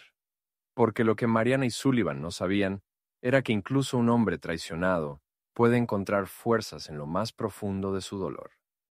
El centro de detención donde me llevaron no era más que una enorme nave gris, rodeada de alambradas coronadas con púas, y custodiada por guardias que caminaban con rifles colgados del hombro, como si estuvieran vigilando criminales peligrosos en lugar de hombres y mujeres cuyo único delito había sido soñar con una vida mejor. Desde el primer momento, comprendí que allí no había espacio para la dignidad. Éramos cuerpos almacenados, cifras que engordaban las estadísticas de deportación. El aire dentro era frío y húmedo, un frío que se metía en los huesos y que ni las mantas ásperas lograban espantar. Las luces fluorescentes permanecían encendidas todo el tiempo, robándonos la noción del día y la noche. Los colchones eran delgados, duros, y cada movimiento hacía crujir los resortes, como si se burlaran de nuestro cansancio. Nos daban 3 comidas al día, bandejas metálicas con arroz insípido, frijoles mal cocidos y un pedazo de pan seco. Algunos apenas probaban bocado, otros devoraban todo en silencio porque sabían que no había nada más esperando. Yo comía mecánicamente, sin sabor, con la garganta apretada por la angustia. Lo peor no era la comida ni el frío, sino la sensación constante de ser invisible. Los guardias nos llamaban por números, nunca por nombres. Yo ya no era Diego Ramírez, era Detainee 47B. Esa despersonalización era la primera puñalada. Nos recordaba que no éramos personas para ellos, solo expedientes a procesar. Intenté comunicarme con el exterior. Nos daban unos minutos de teléfono, vigilados, como si cada palabra pudiera ser usada en nuestra contra. Llamé a Mariana, sabiendo que no respondería, y no respondió. El silencio de su ausencia fue más cruel que cualquier insulto. Después intenté con un amigo del trabajo, que al menos me prometió buscar un abogado. Pero hasta en esa esperanza había un veneno. Los mismos guardias repetían que, bajo las nuevas disposiciones de remoción expedita, a la mayoría nos deportaban antes de que los abogados pudieran mover un dedo. En las noches, el dormitorio se llenaba de murmullos y sollozos. Hombres que hablaban solos, mujeres que rezaban en voz baja, jóvenes que lloraban recordando a sus hijos. Había un salvadoreño que todas las madrugadas gritaba en sueños, reviviendo el momento en que Is entró en su casa y arrancó a sus hijos de sus brazos. Cada grito suyo era un recordatorio de lo que podía sucederle a cualquiera de nosotros. Conocí a un guatemalteco que llevaba semanas allí, esperando un milagro legal que nunca llegaba. Me dijo con los ojos hundidos: aquí uno se convierte en sombra. Afuera nadie pregunta por nosotros. Somos los fantasmas de este país. Sus palabras se clavaron en mi mente, porque yo ya empezaba a sentirme exactamente así, un fantasma atrapado en un limbo, suspendido entre la vida que había construido y la nada que me esperaba al otro lado de la frontera. Lo único que mantenía viva mi resistencia era la imagen de Camila. Cerraba los ojos y la veía correr por el parque, reír con sus trenzas al viento, abrazarme después de la escuela. Pensar en ella era como aferrarme a un hilo en medio del abismo. Me repetía que, aunque todo se derrumbara, debía sobrevivir por ella, para que supiera que su papá no había desaparecido sin luchar. Los días se confundían entre sí. El calendario dejó de tener sentido. Solo quedaban rutinas: contar las horas, escuchar nombres que nunca eran el mío, ver rostros que desaparecían de un día para otro porque habían sido subidos a un avión sin aviso previo. Cada vez que se llevaban a alguien, los demás quedábamos en silencio, con la certeza de que el próximo podría ser cualquiera. Yo, tumbado en aquel colchón miserable, entendí que Mariana y Sullivan habían ganado la primera batalla. Habían logrado arrancarme de mi vida, reducirme a un número. Pero en lo más profundo de mi pecho, un fuego comenzaba a encenderse. La certeza de que aún no estaba derrotado, de que incluso desde ese limbo de olvidados, encontraría la forma de pelear. Mientras yo me consumía en el centro de detención, convertido en un número más dentro de aquella maquinaria impersonal, Mariana movía sus fichas en el mundo exterior con una frialdad que aún hoy me hiela la sangre. Lo que para mí habían sido años de esfuerzo, noches de desvelo, contratos ganados con sudor y confianza, para ella se reducía a papeles que podían cambiarse de manos con un par de firmas falsas y la asesoría adecuada de Andrew Sullivan. Lo supe semanas después, cuando un amigo del barrio me llamó desesperado y me contó lo que estaba ocurriendo. Mariana había aparecido en las oficinas de registro, acompañada de un abogado contratado por Sullivan, llevando carpetas llenas de documentos supuestamente firmados por mí. En ellos constaba que yo le cedía todos los derechos de la empresa y de la propiedad donde vivíamos. Era absurdo, un teatro mal armado, pero suficiente para engañar a las autoridades locales que nunca se detenían a verificar demasiado, cuando el nombre hispano quedaba en entredicho frente a un apellido anglosajón con dinero. Me imaginaba la escena: Mariana, vestida con ese aire de víctima que sabía interpretar tan bien, contando entre lágrimas que su esposo había abandonado el hogar, que necesitaba estabilidad para su hija, que lo mejor era transferir todo a su nombre. Y Sullivan, a su lado, respaldando cada palabra, con la seguridad de sus contactos y la sonrisa de quien se sabe intocable. Los rumores corrieron rápido en la comunidad. Algunos decían que Mariana se había convertido en socia visible de Sullivan en nuevos proyectos inmobiliarios. Otros afirmaban haberla visto conduciendo una camioneta nueva, comprando ropa costosa, cenando en lugares donde nunca antes hubiera podido entrar. Yo, desde la celda, recibía esas noticias como puñaladas. No solo me había traicionado en lo íntimo, ahora me borraba también del mapa económico, quedándose con todo lo que había levantado a costa de mi salud y de mis años. Intenté explicárselo al abogado de oficio que me asignaron, pero él solo encogió los hombros. Son asuntos civiles, dijo con indiferencia. Lo nuestro es la deportación, y con las nuevas políticas de remoción expedita, es poco lo que se puede hacer. Sus palabras confirmaban lo que ya temía. Mariana y Sullivan habían calculado todo a la perfección. Sabían que yo no tendría tiempo ni recursos para defenderme. Lo más doloroso no fueron las pérdidas materiales, sino la traición simbólica.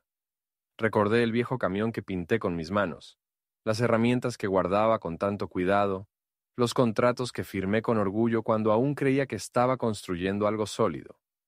Ahora todo eso llevaba el sello de Mariana, como si yo nunca hubiera existido. Una noche, en medio del insomnio que me devoraba, recibí una carta que un compañero me pasó en secreto. Era de un vecino que aún me guardaba lealtad.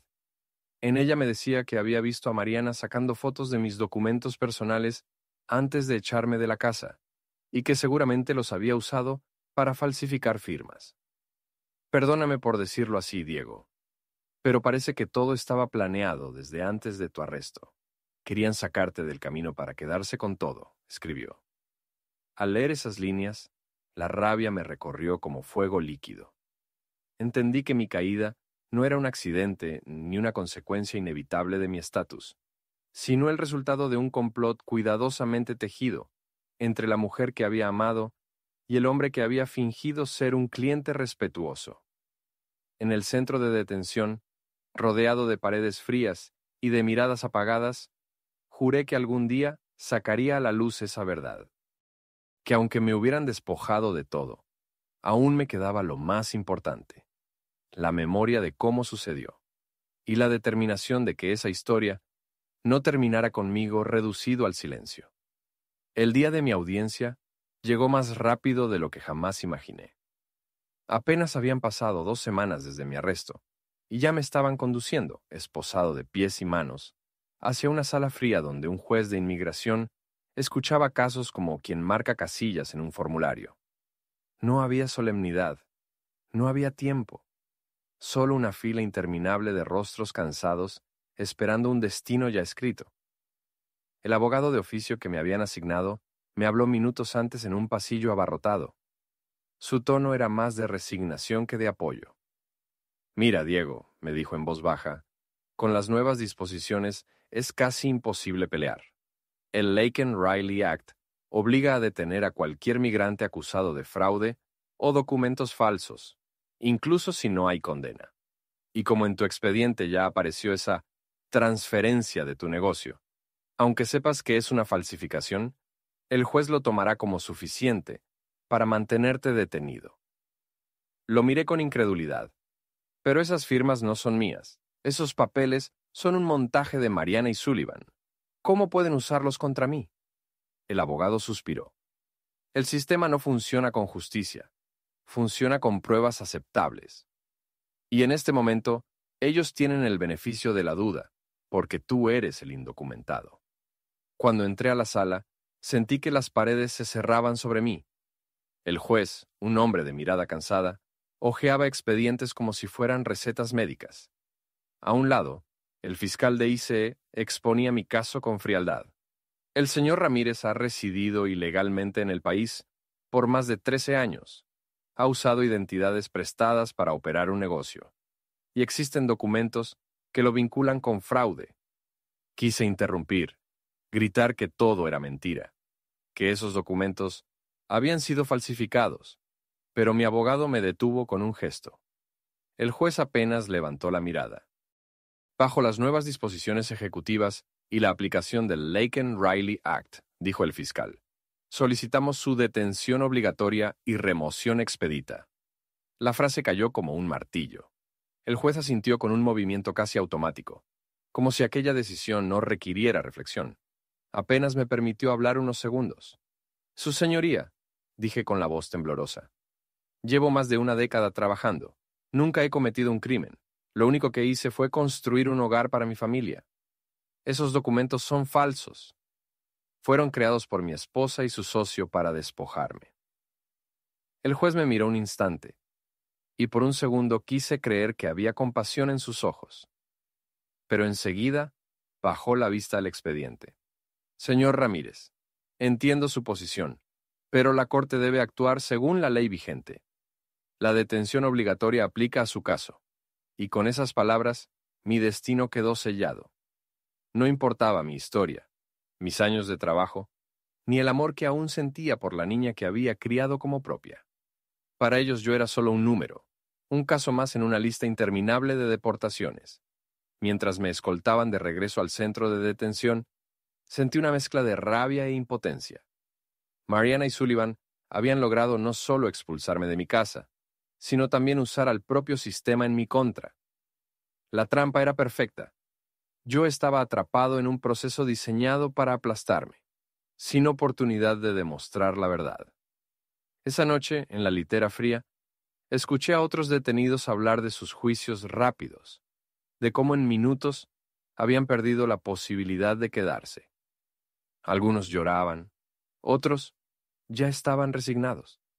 Yo, en cambio, sentía dentro de mí una llama que se negaba a apagarse. Tal vez la ley me había declarado culpable, pero en lo más profundo, sabía que aún tenía algo que ellos no podían borrar.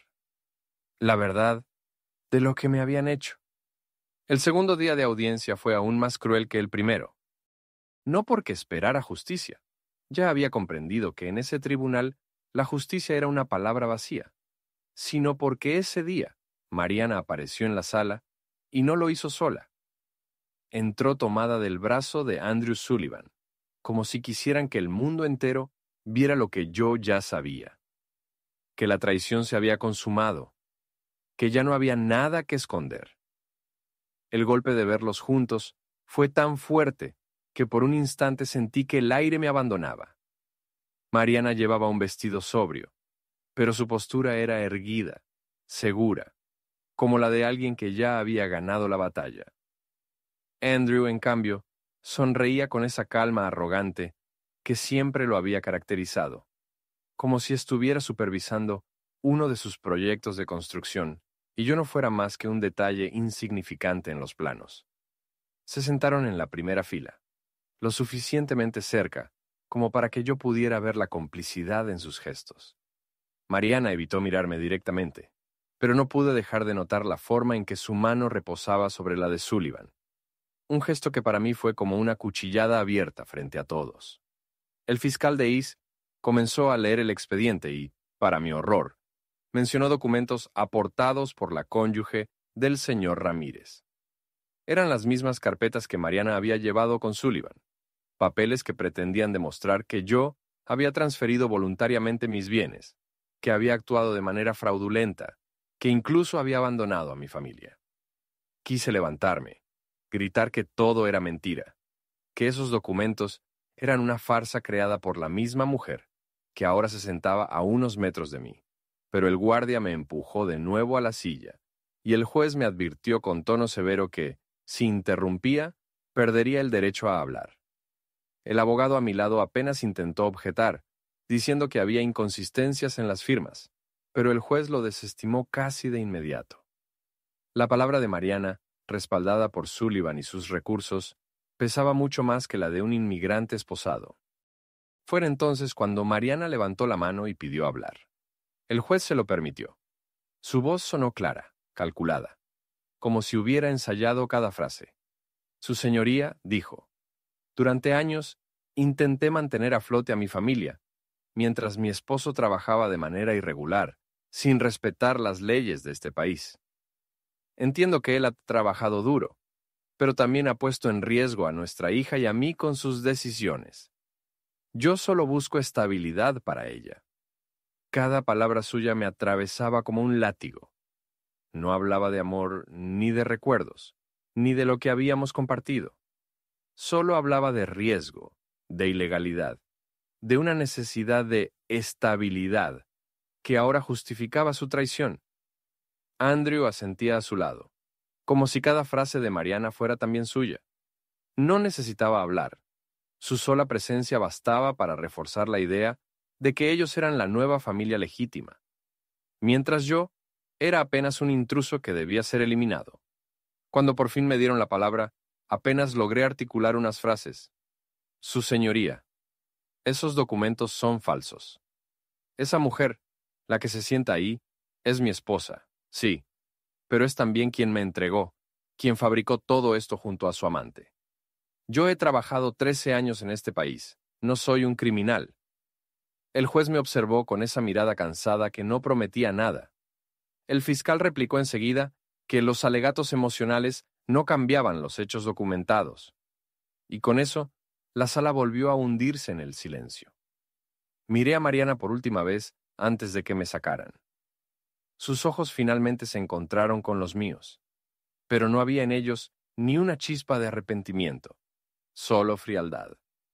Andrew, en cambio, sonrió con un gesto casi imperceptible, como quien sabe que la partida ya está ganada. Ese fue el día en que entendí que no había límite para la crueldad de la traición. No solo me habían arrebatado mi hogar y mi trabajo, ahora usaban mi amor pasado como arma en mi contra, transformándome en un extraño frente a la ley y frente al mundo. Creí que todo estaba perdido después de ver a Mariana y Andrew juntos en la audiencia, mostrando su alianza como un trofeo frente a mí. Caminaba por los pasillos del centro de detención, como un fantasma resignado, convencido de que en cuestión de días me subirían a un avión rumbo a México.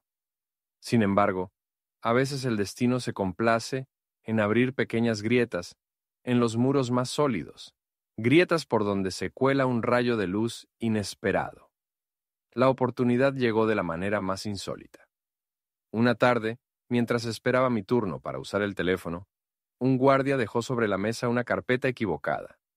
No debía estar allí, pero mis ojos captaron de inmediato un nombre familiar en la portada: Sullivan Real Estate Holdings.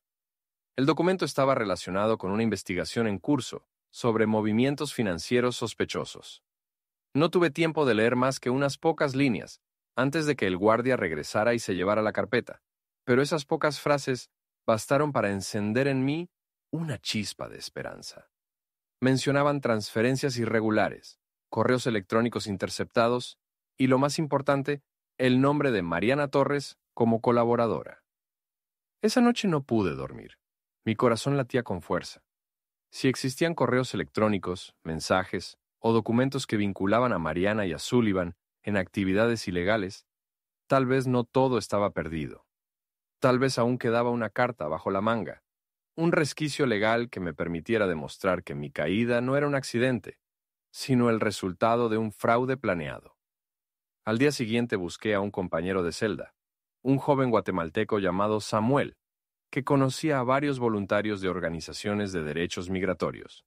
Le conté, con cautela, lo que había visto. Samuel me escuchó con atención y luego me dijo: «Mira, hermano, si eso es cierto, tienes que moverlo rápido. Hay abogados allá afuera que buscan cualquier prueba de corrupción para pelear casos como el tuyo. Yo puedo intentar contactar a uno a través de un voluntario». Confié en él porque ya no tenía nada más que perder. Le entregué una carta escrita a mano, donde relataba cada detalle: los correos, las firmas falsas, el complot con Sullivan.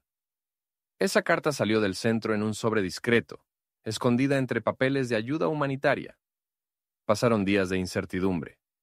Yo temía que todo fuera en vano, que nadie respondiera. Pero entonces, una mañana, el guardia anunció que tenía visita. Cuando entré a la sala, vi a un hombre de traje modesto, lentes gruesos y un portafolio lleno de documentos. Se presentó como Luis Herrera, abogado voluntario. «He recibido información sobre su caso, señor Ramírez», dijo en voz baja, mientras abría el portafolio. «Parece que hay correos electrónicos filtrados entre la señora Torres y el señor Sullivan, donde discuten abiertamente cómo usar sus documentos para quedarse con su empresa». Mi corazón casi estalló. «¿Está seguro?», pregunté, temblando. «Absolutamente. Son copias preliminares, pero si logramos autentificarlas, podrían cambiar la narrativa, porque no solo demostrarían que usted fue víctima de fraude, sino también que hubo conspiración para manipular el sistema migratorio en su contra». Las lágrimas me nublaron la vista. Por primera vez en semanas, sentí que no todo estaba escrito, que aún había una posibilidad de demostrar la verdad. Herrera me advirtió que el camino sería difícil, que los jueces raramente detenían una deportación incluso con pruebas de fraude, pero también me dijo algo que encendió un fuego en mi interior. Si podemos vincular este caso con corrupción financiera, la historia ya no será solo la de un inmigrante indocumentado, sino la de un ciudadano estadounidense, Sullivan, que utilizó el sistema para enriquecerse. Y eso, Diego, sí que atrae la atención de la prensa. Esa noche de regreso en mi celda, Cerré los ojos y respiré hondo. No estaba salvado aún, pero por primera vez en mucho tiempo tenía un arma en mis manos, la verdad escrita en los propios mensajes de mis traidores. Luis Herrera no era un abogado famoso, ni tenía una gran firma detrás, pero poseía algo más valioso en mi situación: la convicción de que mi caso no era solo una historia de inmigración, sino un ejemplo claro de corrupción y abuso de poder. Desde el primer encuentro, me dejó claro que la batalla legal sería cuesta arriba, pero que había un camino, si sabíamos golpear en el lugar correcto. El sistema migratorio está diseñado para acelerar tu salida, Diego, me explicó en la sala de visitas, con los documentos extendidos sobre la mesa metálica. Si peleamos solo en la corte, perderemos. Pero si llevamos esto a la opinión pública, si mostramos que hay un ciudadano estadounidense como Sullivan, utilizando la maquinaria del gobierno para robarte lo que construiste, entonces la historia cambia. Yo lo escuchaba con una mezcla de esperanza y miedo.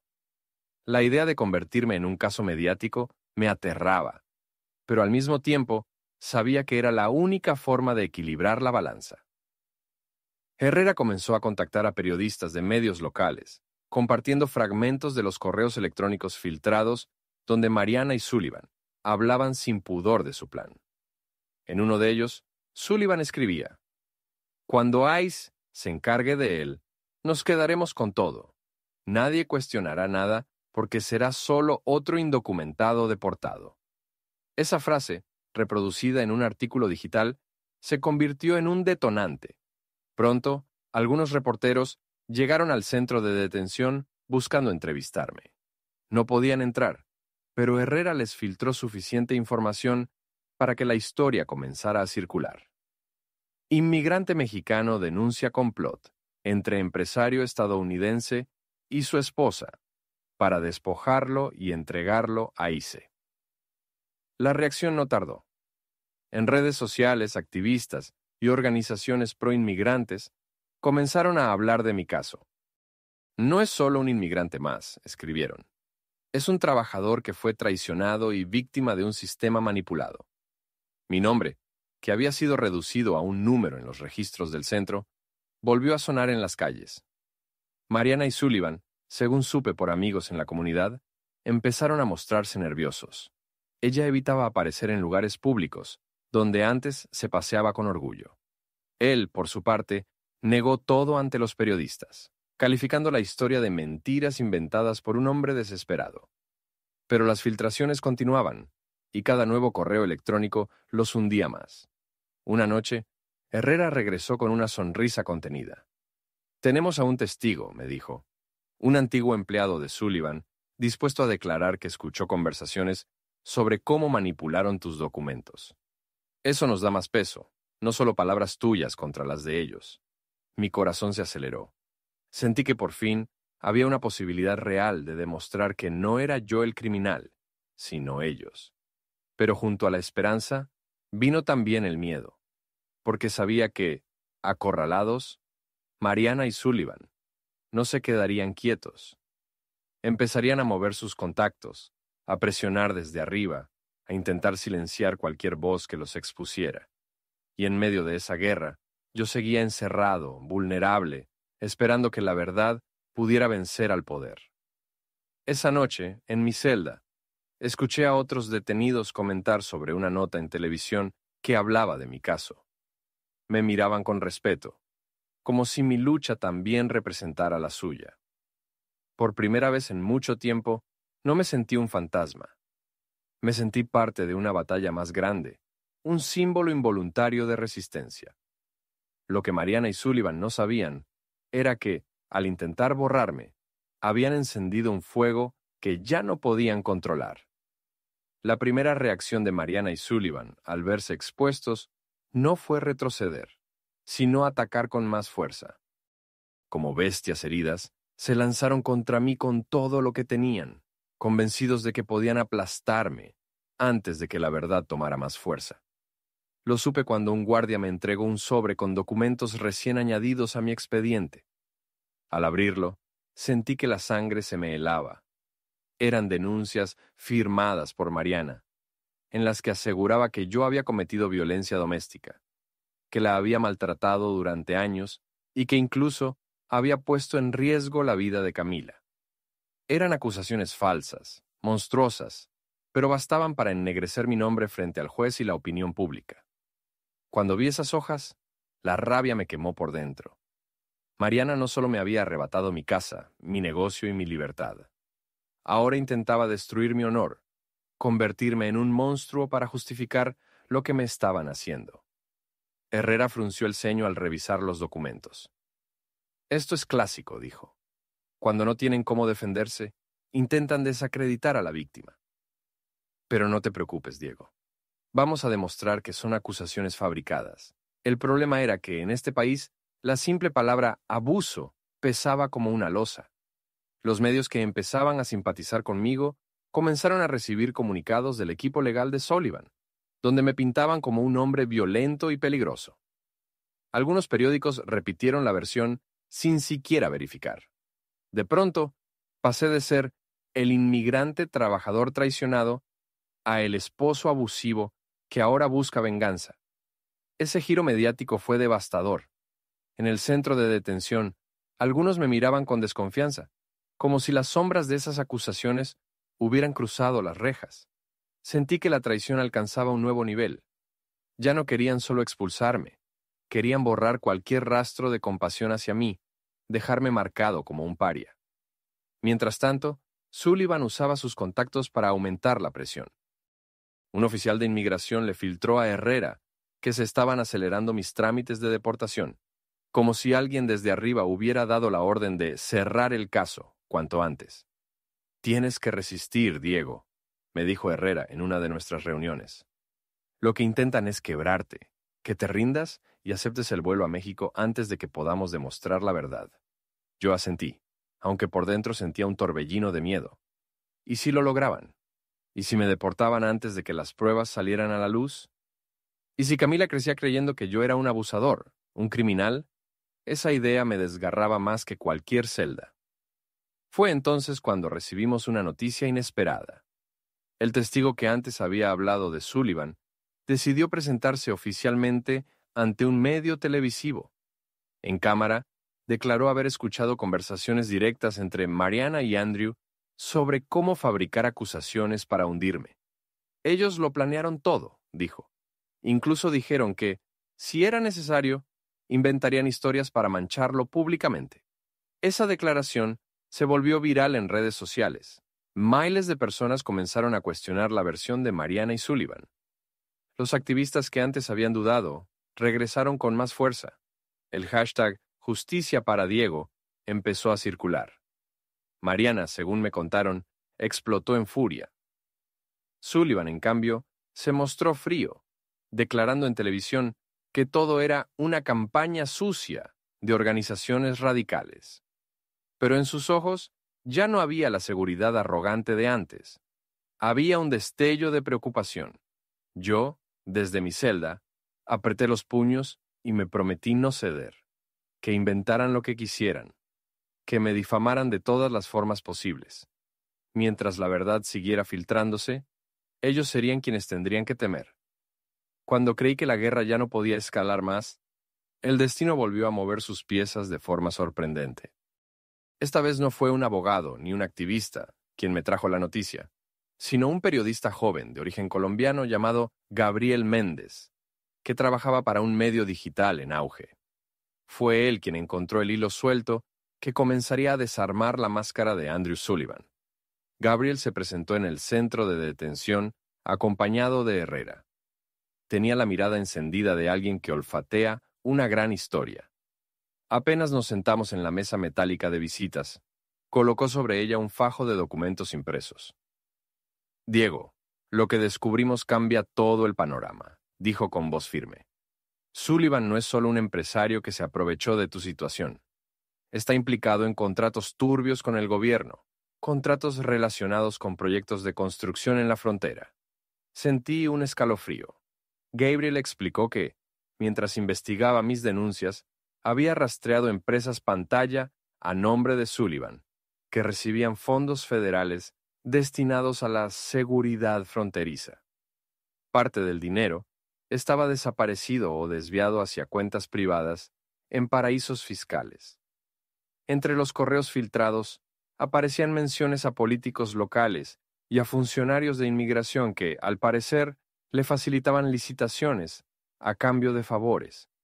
Si logramos conectar tu caso con esto, intervino Herrera, ya no serás solo un inmigrante acusado de fraude, te convertirás en testigo de un esquema de corrupción que puede salpicar a figuras de alto nivel. Eso obliga a frenar tu deportación, al menos temporalmente. Me quedé en silencio, tratando de asimilarlo. Todo lo que había vivido, la traición de Mariana, mi arresto, la manipulación de los papeles, formaba parte de algo aún más grande, una red donde mi caída era apenas una pieza del engranaje. Los días siguientes fueron un torbellino. Gabriel publicó el primer artículo con pruebas contundentes, facturas infladas, contratos adjudicados sin licitación, correos donde Sullivan presumía de su influencia política. El reportaje explotó en redes sociales.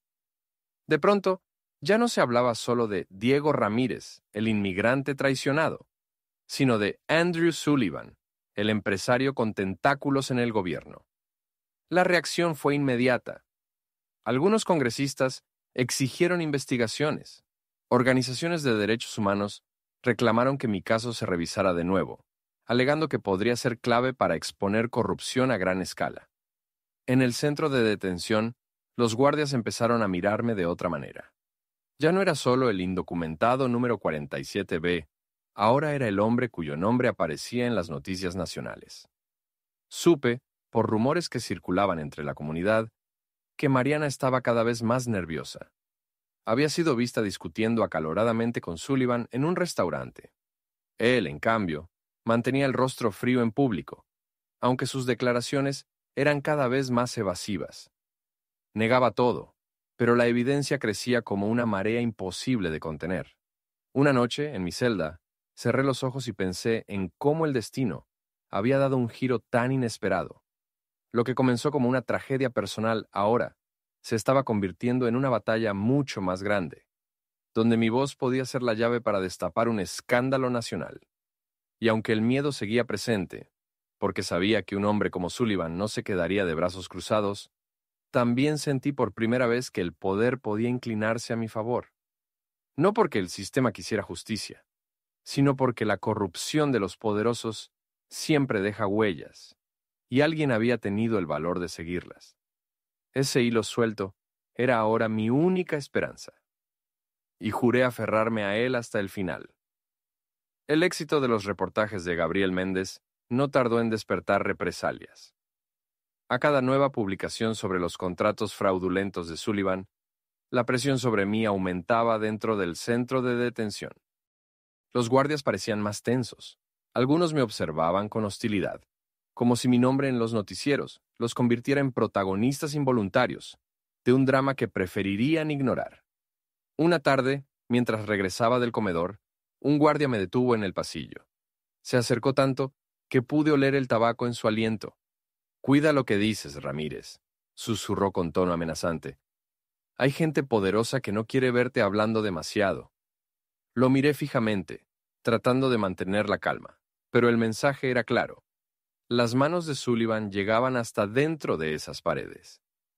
Esa misma semana, Gabriel recibió un sobre sin remitente en la redacción de su medio. Dentro había una bala y una nota escrita con tinta roja. «Cierra la boca, o la próxima no será un aviso». Gabriel me contó lo sucedido en nuestra siguiente reunión. Sus ojos estaban encendidos, no de miedo, sino de furia. «Esto confirma que estamos tocando un nervio sensible», dijo. «Y si creen que me voy a callar, están muy equivocados». Yo lo admiraba, pero al mismo tiempo temía por él. Sabía que Sullivan no era un hombre que se detuviera ante nada. Poco después, llegó la amenaza más cruel. Una llamada telefónica autorizada me permitió escuchar la voz de Mariana al otro lado de la línea. No era la mujer que yo había amado. Su tono era frío, calculado, como el de alguien que habla desde la seguridad de tener todo bajo control. Diego, dijo, detén esto ahora. No sigas permitiendo que ese periodista te use. Si insistes en hundirnos, olvídate de volver a ver a Camila. Ella ya no te necesita. Tiene una vida nueva, lejos de tus problemas. El golpe fue brutal. No solo me amenazaba a mí, sino que usaba a la niña como escudo, como arma de chantaje. Contuve las lágrimas. Apreté el auricular con fuerza y respondí con voz temblorosa pero firme. Camila siempre sabrá quién soy, Mariana. Aunque me borres, aunque me quieras desaparecer, ella recordará quién la cuidó, quién estuvo allí cuando más lo necesitó. Y algún día descubrirá la verdad sobre ti. La línea se cortó con un clic seco, dejándome con el eco de mi propia respiración agitada. Herrera, al enterarse de la amenaza, decidió reforzar la estrategia. Esto ya no es solo un caso legal, Diego, me dijo. Ahora es también una batalla de seguridad. Tenemos que asegurarnos de que las amenazas se documenten, de que la prensa sepa lo que estás enfrentando. Eso le dará más peso a tu testimonio. Y así fue.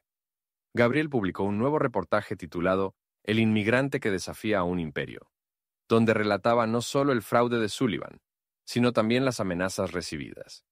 La nota incluía extractos de mi conversación con Mariana y mencionaba la bala enviada al periodista.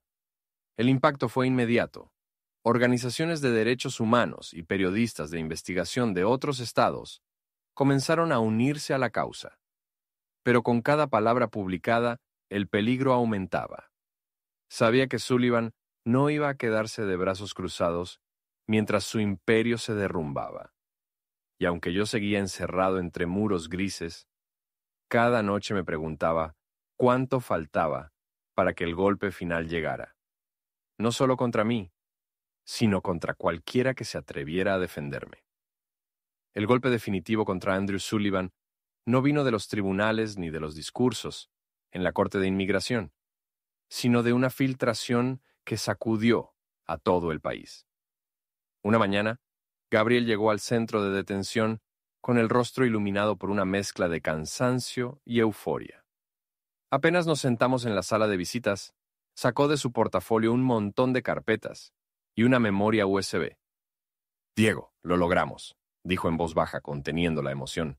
Han filtrado cientos de correos y documentos financieros de Sullivan. Es todo lo que necesitábamos. Los documentos eran una bomba. Contratos amañados, transferencias millonarias a cuentas en las Islas Caimán, pagos a funcionarios para obtener licitaciones, e incluso intercambios privados entre Mariana y Sullivan, donde hablaban de deshacerse de ti, para quedarse con la empresa y la casa. En un correo, Mariana escribió sin tapujos: Cuando Ise se encargue de él, todo quedará bajo nuestro control. Camila crecerá sin miedo, lejos de su debilidad. Al leer esas palabras, sentí un nudo en la garganta. No solo confirmaban la traición, la exponían ante el mundo entero. Gabriel y su equipo no tardaron en publicar los hallazgos. Los principales titulares del día explotaron en todas las pantallas. Escándalo Sullivan, empresario vinculado a fraude y deportación manipulada. Esposa e hija de inmigrante mexicano implicadas en complot para despojarlo. La noticia se volvió viral. Programas de televisión debatían cada detalle. Analistas denunciaban la brutalidad del sistema migratorio que había sido usado como arma, y miles de personas compartían mi historia en redes sociales. El nombre de Mariana, que hasta entonces había pasado desapercibido, se convirtió en sinónimo de traición. Las repercusiones fueron inmediatas. Políticos que antes habían ignorado el caso exigieron investigaciones federales. Sullivan fue citado por un comité del Congreso para responder por los contratos de la frontera, y aunque intentó negarlo todo, la evidencia era tan contundente que ni su dinero ni sus contactos pudieron silenciar la tormenta. Mariana, en cambio, desapareció de la vida pública. Amigos en la comunidad me contaron que ya no se atrevía a salir a la calle, que las miradas de desprecio la perseguían en cada esquina. Algunos vecinos incluso comenzaron a llamarla la Judas del barrio. Saberlo me provocaba un dolor extraño, mezcla de satisfacción y tristeza, porque aunque su traición quedaba al descubierto, seguía siendo la madre de la niña que yo había amado como hija. Dentro del centro de detención, mi vida también cambió. Los guardias, que antes me trataban como un número, comenzaron a mostrar respeto. Algunos incluso me decían en voz baja: «Aguanta, Ramírez, lo que estás haciendo es grande». Yo no me sentía héroe, solo un hombre cansado que había sobrevivido al infierno de la traición. Herrera aprovechó la ola mediática para solicitar una suspensión de mi deportación. Argumentó que mi testimonio era clave en la investigación de corrupción y que no podía ser expulsado mientras se desarrollaban las audiencias contra Sullivan. Contra todo pronóstico, la petición fue aceptada. Por primera vez, el reloj dejó de correr en mi contra. Esa noche, tumbado en la litera, cerré los ojos y pensé en cómo había cambiado todo. Pasé de ser un inmigrante invisible a convertirme en el centro de una tormenta nacional.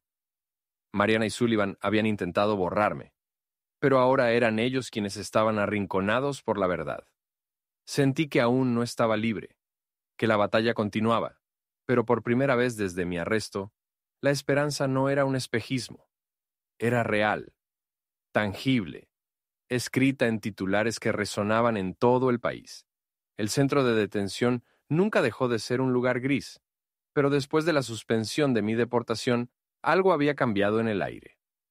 Los mismos muros que antes me parecían una tumba, ahora se sentían como un pasillo estrecho hacia una posible salida.